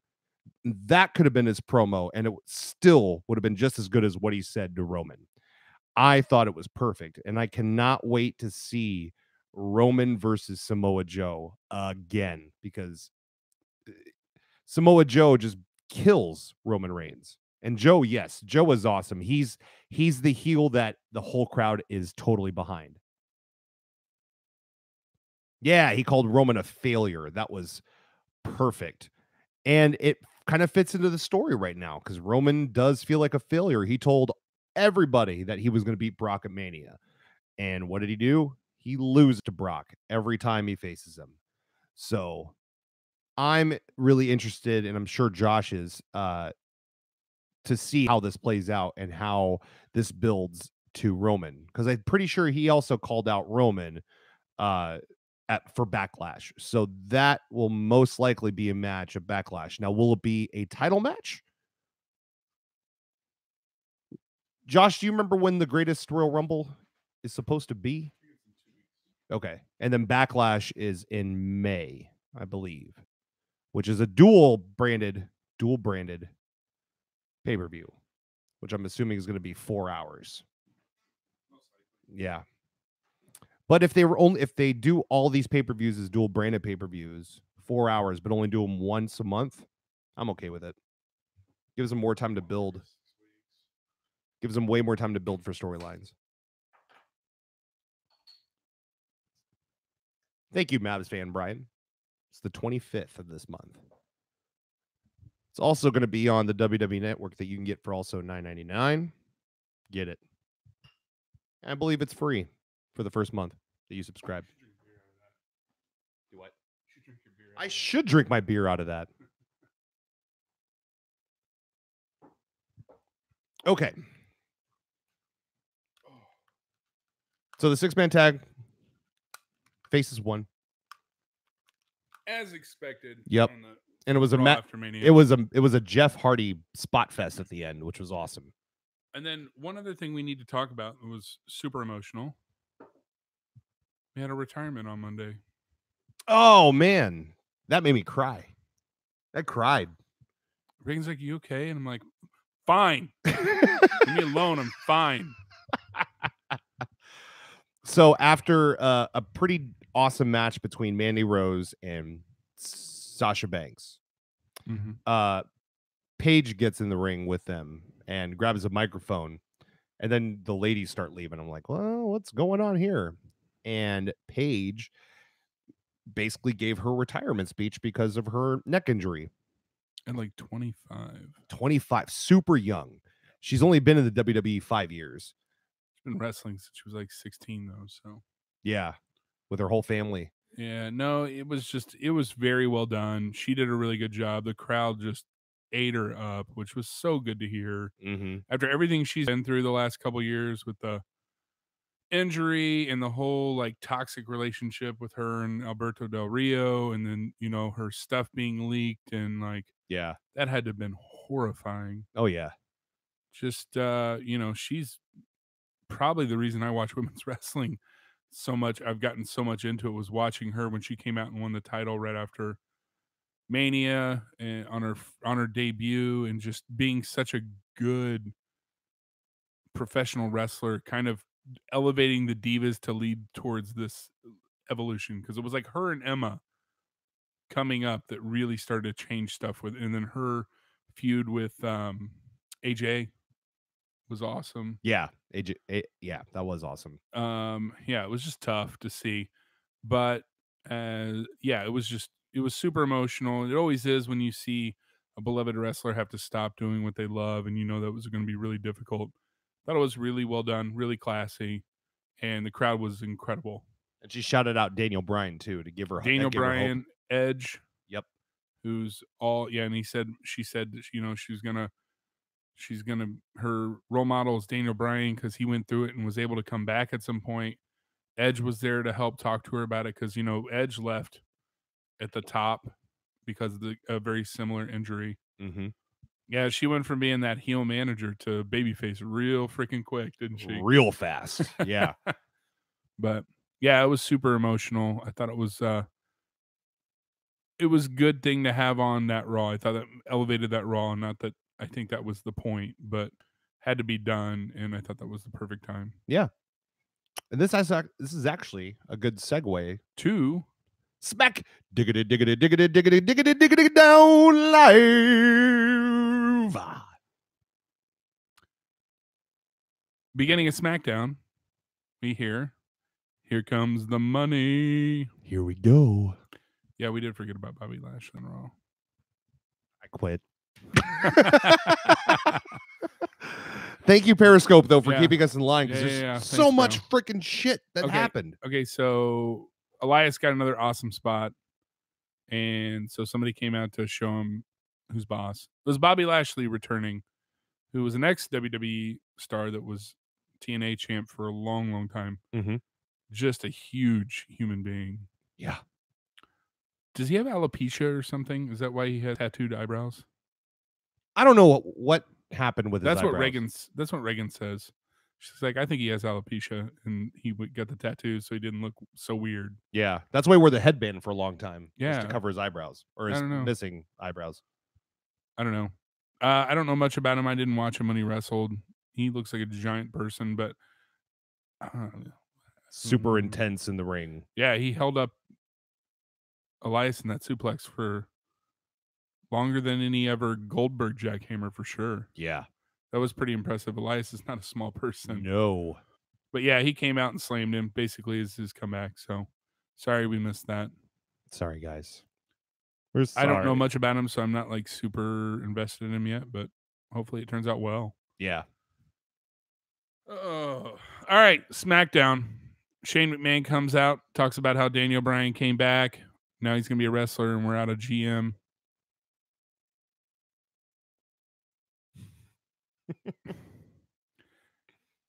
and he needed to introduce a new GM.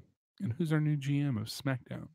Paige! So the lowest of the low the previous night, the next night, we got a new GM, and it's Paige. That was perfect. Yes. Paige comes out, huge applause again, just over. And she, as her first item on her docket as new GM, as she announces the main event of SmackDown, AJ Styles versus Daniel Bryan, dude. Oh my gosh. Talk about a dream match. The first SmackDown after WrestleMania. So everybody was kind of on cloud 9 at the beginning of SmackDown. It was really well done. Yes. I wish Raw would do Paige does not suck, by the way. No, dude. We'll never admit that. Paige is awesome. Paige transformed the women's division. Give some respect. Put some respect on her name. Put some respect in it. Yeah, they did milk it a little bit. But it wasn't as long drawn out as all the Raw openings are. Yeah, Raw openings are just like 25 minutes of And it's usually Stephanie and Triple H talking too long. Yes. So at least we got to, at the beginning of SmackDown Live, we got an awesome main event that you get to look forward to until then. And then I think it kicked right into the US title scene, possibly. Yeah. No, let's just talk about it. Sure. So Jinder comes out with the belt sitting at ringside because we find out that we're going to get a triple threat match between Rusev, Bobby Roode, and Randy Orton, and the winner gets to take on Jinder Mahal at Backlash. The writing was all over the wall with this match. So fast forward to the end of the match. So you mean Rusev was going to win? That would have been awesome, but no. Fucking Randy Orton.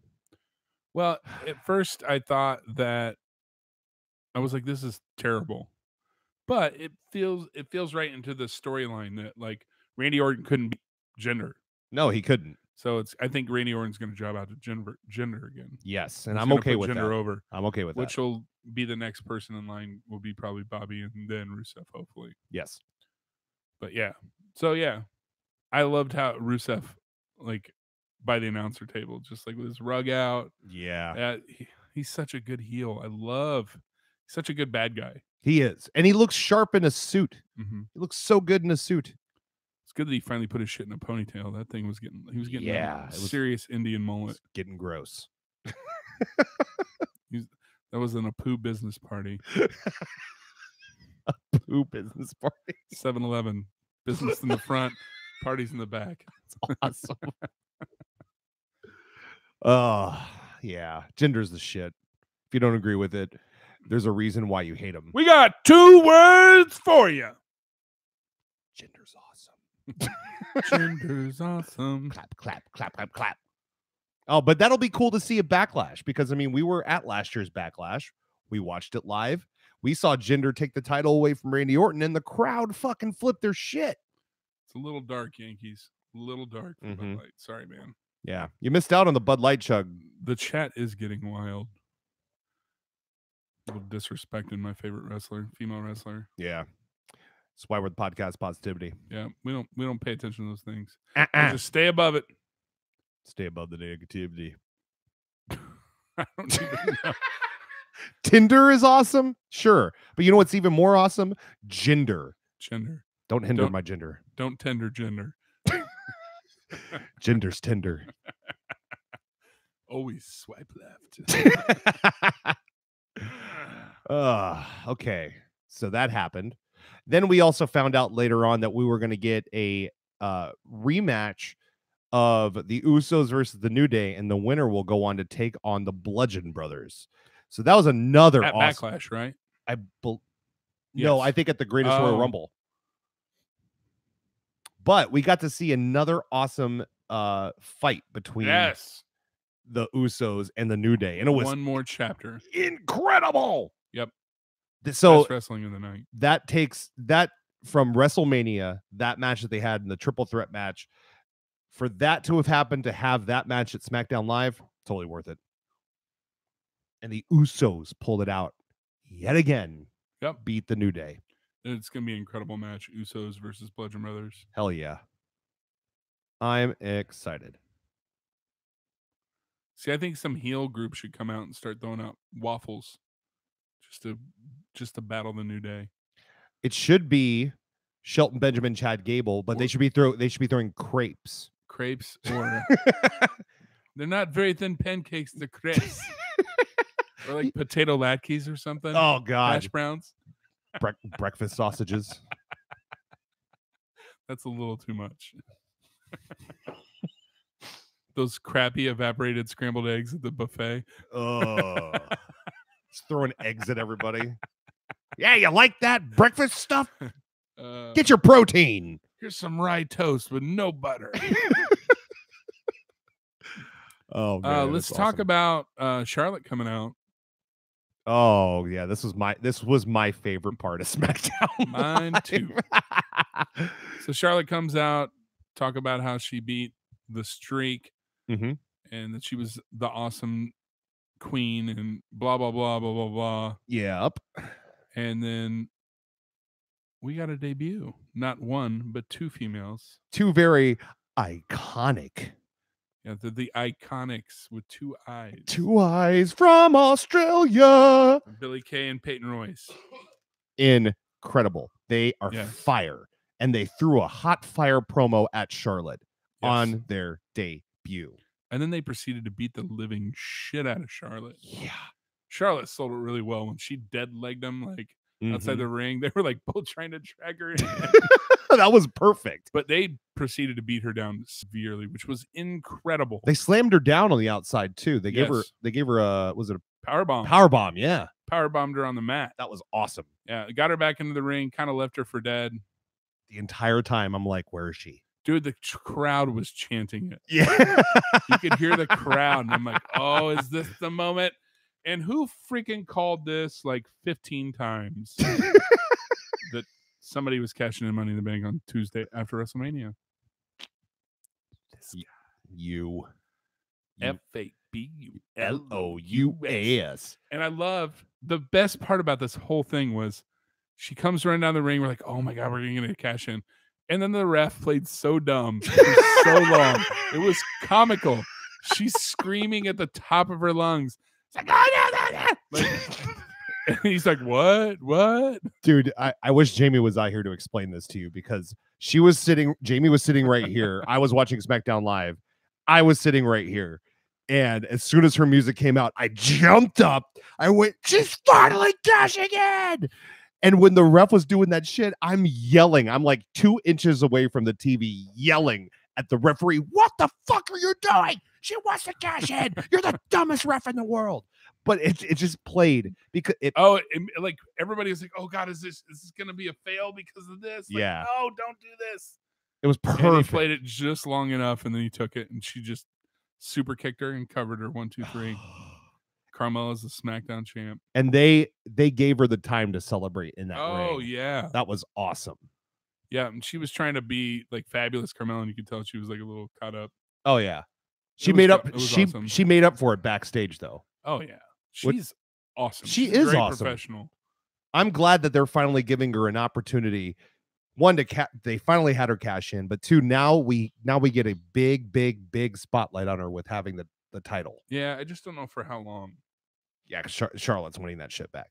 Yeah, you would think, right? Unless she pulls some cheap heel stuff and gets like the champion's advantage or something. Yeah, that'd be the only way she could win. Which I kind of hope happens.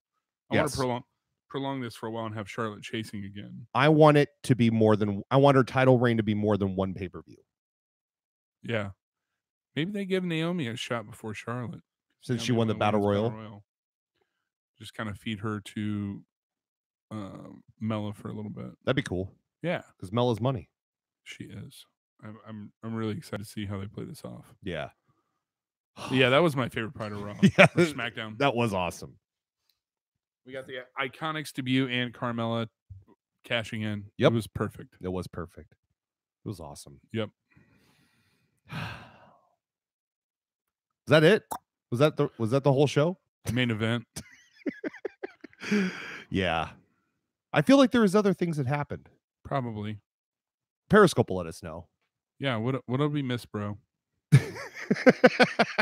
Because I was hanging on for dear life to get through the end of SmackDown this week. Yeah. I mean, I really wanted to enjoy it. Well, let's talk about the final match. Oh, Nattie versus Naomi. Who cares? We're not even going to talk about it because that was bullshit. Did you see Naomi, I guess, Nattie evidently had a wardrobe malfunction? No. Like her crotch split in her pants. No. All the sweat finally caught up with her. Finally wore through. Oh, God. That outfit is atrocious. Yeah, evidently. I haven't seen it, but I was reading it on Squared Circle. Yeah. Oh, yeah. Renee interviewed Shinsuke Nakamura, started asking why he was turning heel, started asking some more pressing questions, and he just looked at me and he was like, I no speak English. And I walked away, and I was like, oh, my God. I think I'm going to like Shinsuke as a heel. Hell yes. This is a great reset for his character. Yeah. So, main event, AJ versus Daniel starts off awesome. Amazing, incredible. I can't believe we're getting this on SmackDown. This match was better than the Shinsuke AJ match at Mania. Yes, they were grappling, they were high flying. Oh, things were just starting to get good. Mm-hmm. And then Nakamura comes in and Kinshasas everyone. Yeah, that was sweet.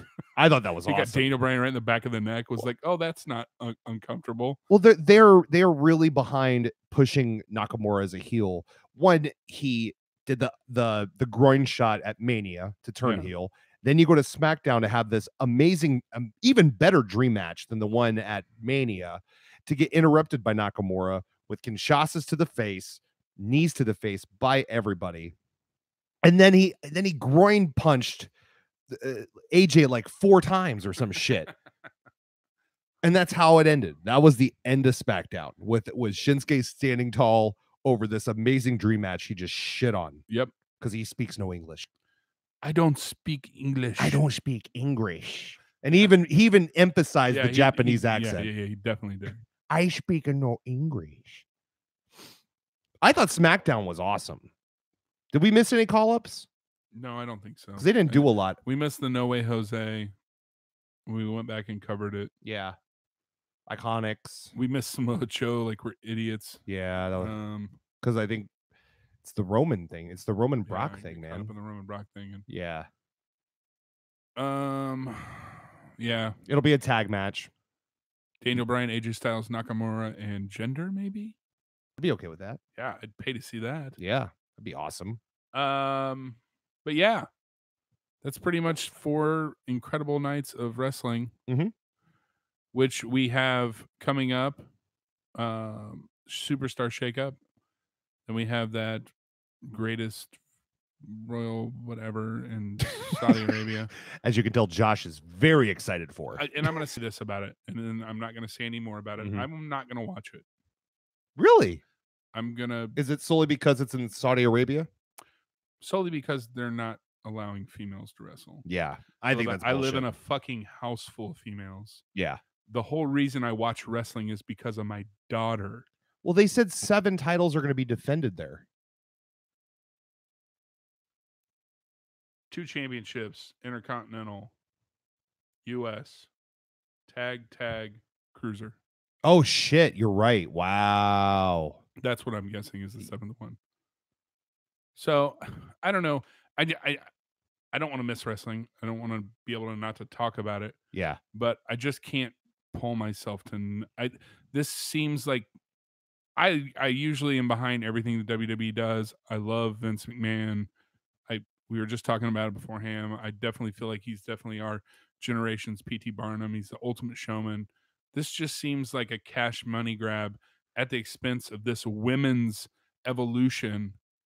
You're going to go to a place that won't even let women out in public without a fucking hijab on. Yeah. That is so far removed from what our culture and what our fans deserve. And I understand there's probably Middle Eastern fans. But you know what? Get a visa, leave your country, go to some place where actually women can wrestle, because women's wrestling is not a gimmick anymore. Yes. Are they attractive? Yes. But so are the men. They're excellent wrestlers. They need to be held to the same standard as the men. And until that I'm having a really hard time consolidating that in my brain. I'm having a really difficult time with it. No, Because I don't want to miss those matches, but I think I'm going to. I just can't do it. Having 2 daughters and a wife that watch wrestling and being able to be like, yeah, it's okay. They can't have women there because they live in some back asswards country where, you know, women aren't afforded those rights. right.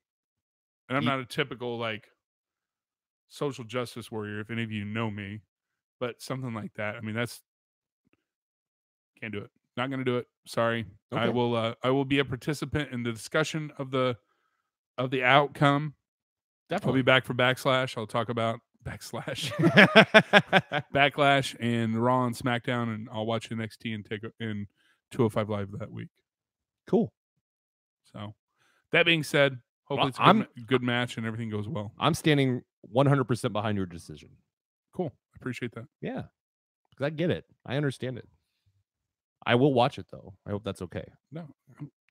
Just kidding. I'm kidding. I'm just... You have every right to do whatever the fuck you want, dude.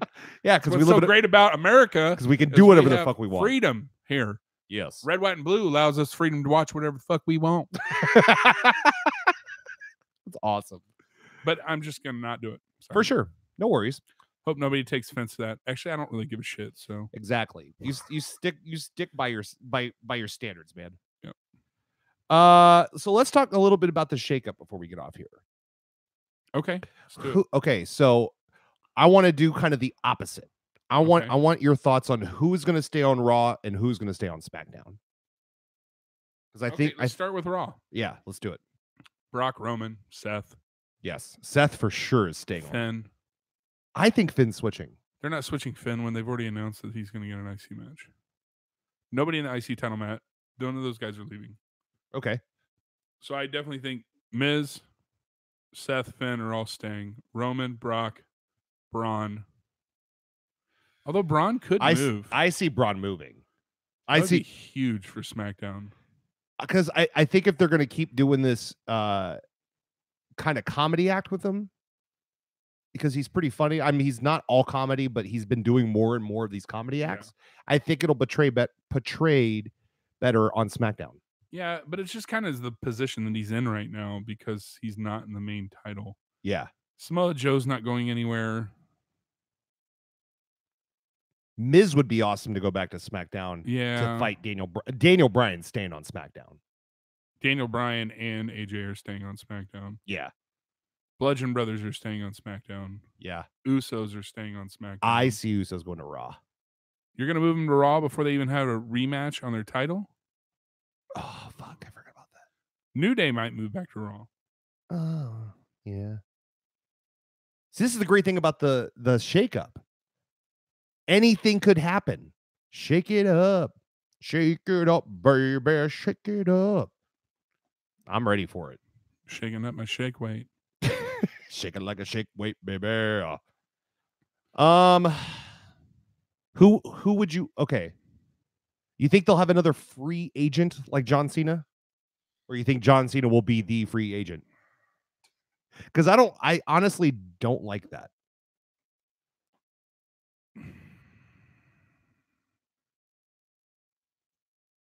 No. I mean, John Cena might stay as a free agent. Yeah. I don't think they'll have anybody else. Because he is basically a part-time at this point. And you can fit him wherever you need to put him. Right. Yeah, I don't think a lot of big names are going to move. I mean, you may get one big name, male and female, and it's going to be all like supporting cast. Who do you think is going to be called up from NXT? I think they already called him up. Yeah, there's going to be like one or two surprises. Sanity comes up.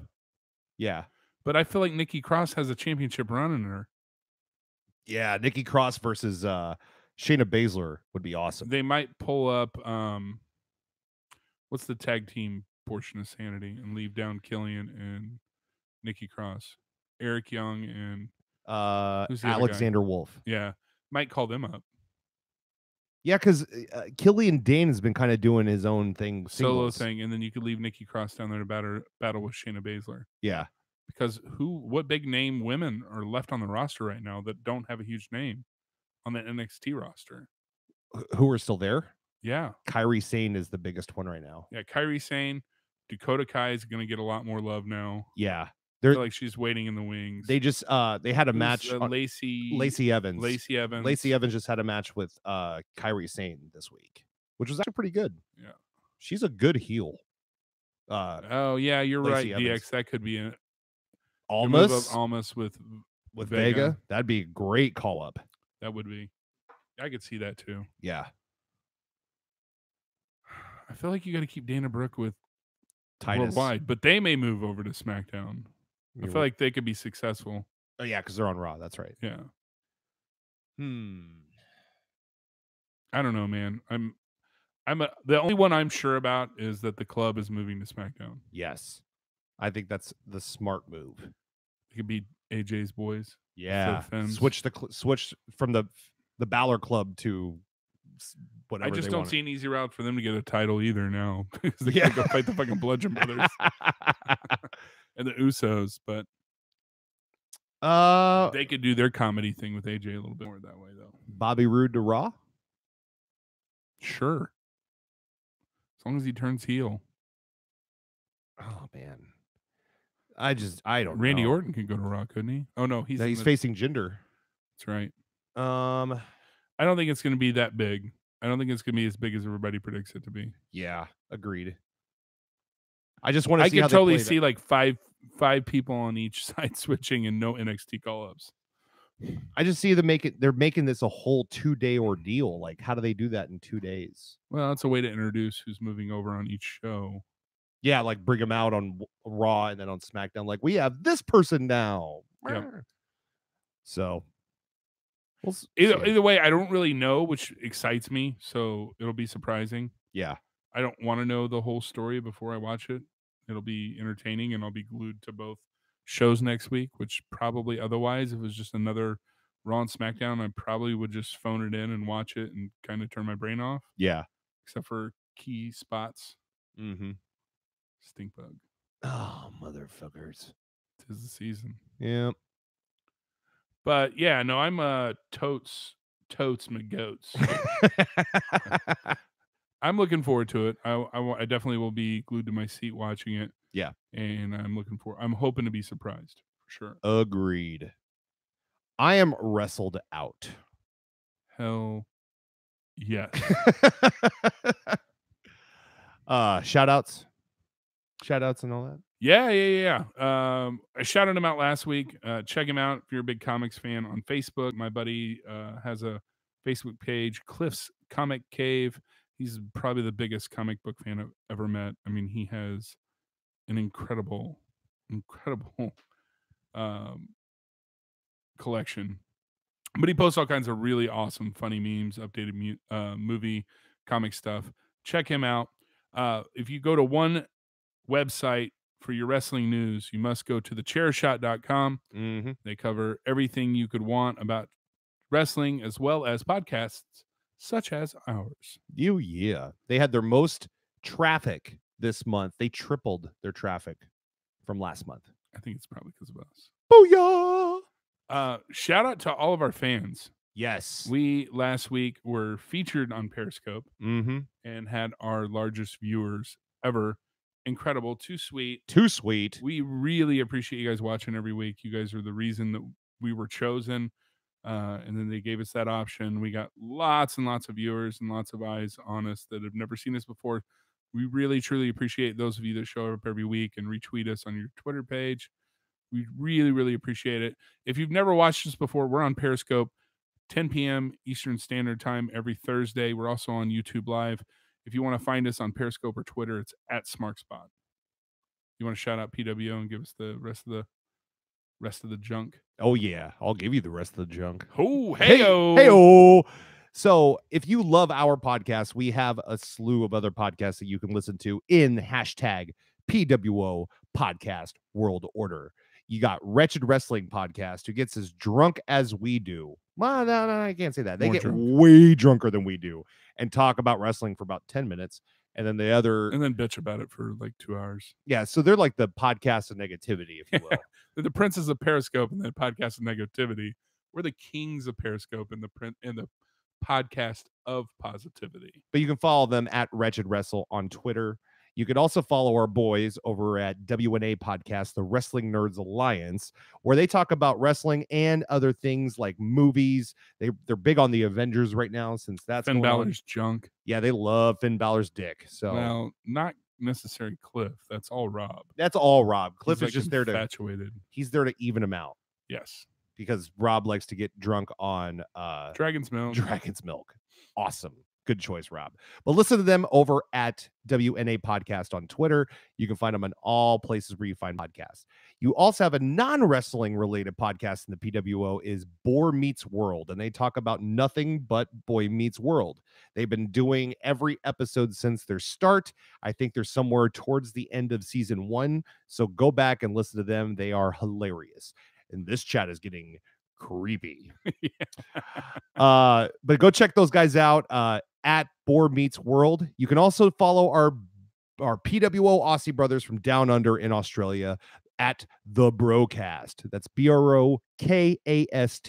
And they talk about all things wrestling in the past, present day, and also some other things on the side. So check them out at The Brocast.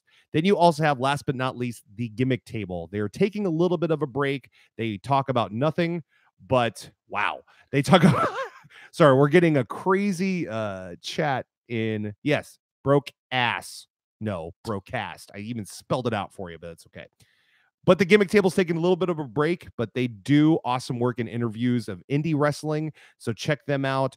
And they should be coming up with a new format for history. So for you history buffs, check that out. It's going to be awesome. I think that covers everybody in the PWO. But you can also follow us on Twitter at SmarkSpot. You can send us an email at smarkspot@gmail.com. You can follow us on Facebook if you want to, but Facebook is for fucking assholes anyway, at SmarkSpot Podcast. Did I miss anything? You could listen to us on iTunes, Google Play, and Podbean. You can follow us on Periscope right here, where this crazy chat is going on about dads and moms, histories, and delete. Just delete all this. Delete. With one finger. Delete. Delete. Man, I'm spent. Me too. Let's get the fuck up out of here. All right.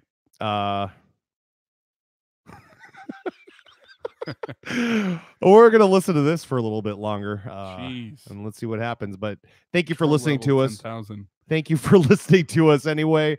You guys have an awesome weekend, and we will see you next week. Thanks, guys. Take care. I don't know, but it's hilarious. I don't know what happened in the chat, bro. It got negative. I think everyone got out of their mom's basement because all these basement bros are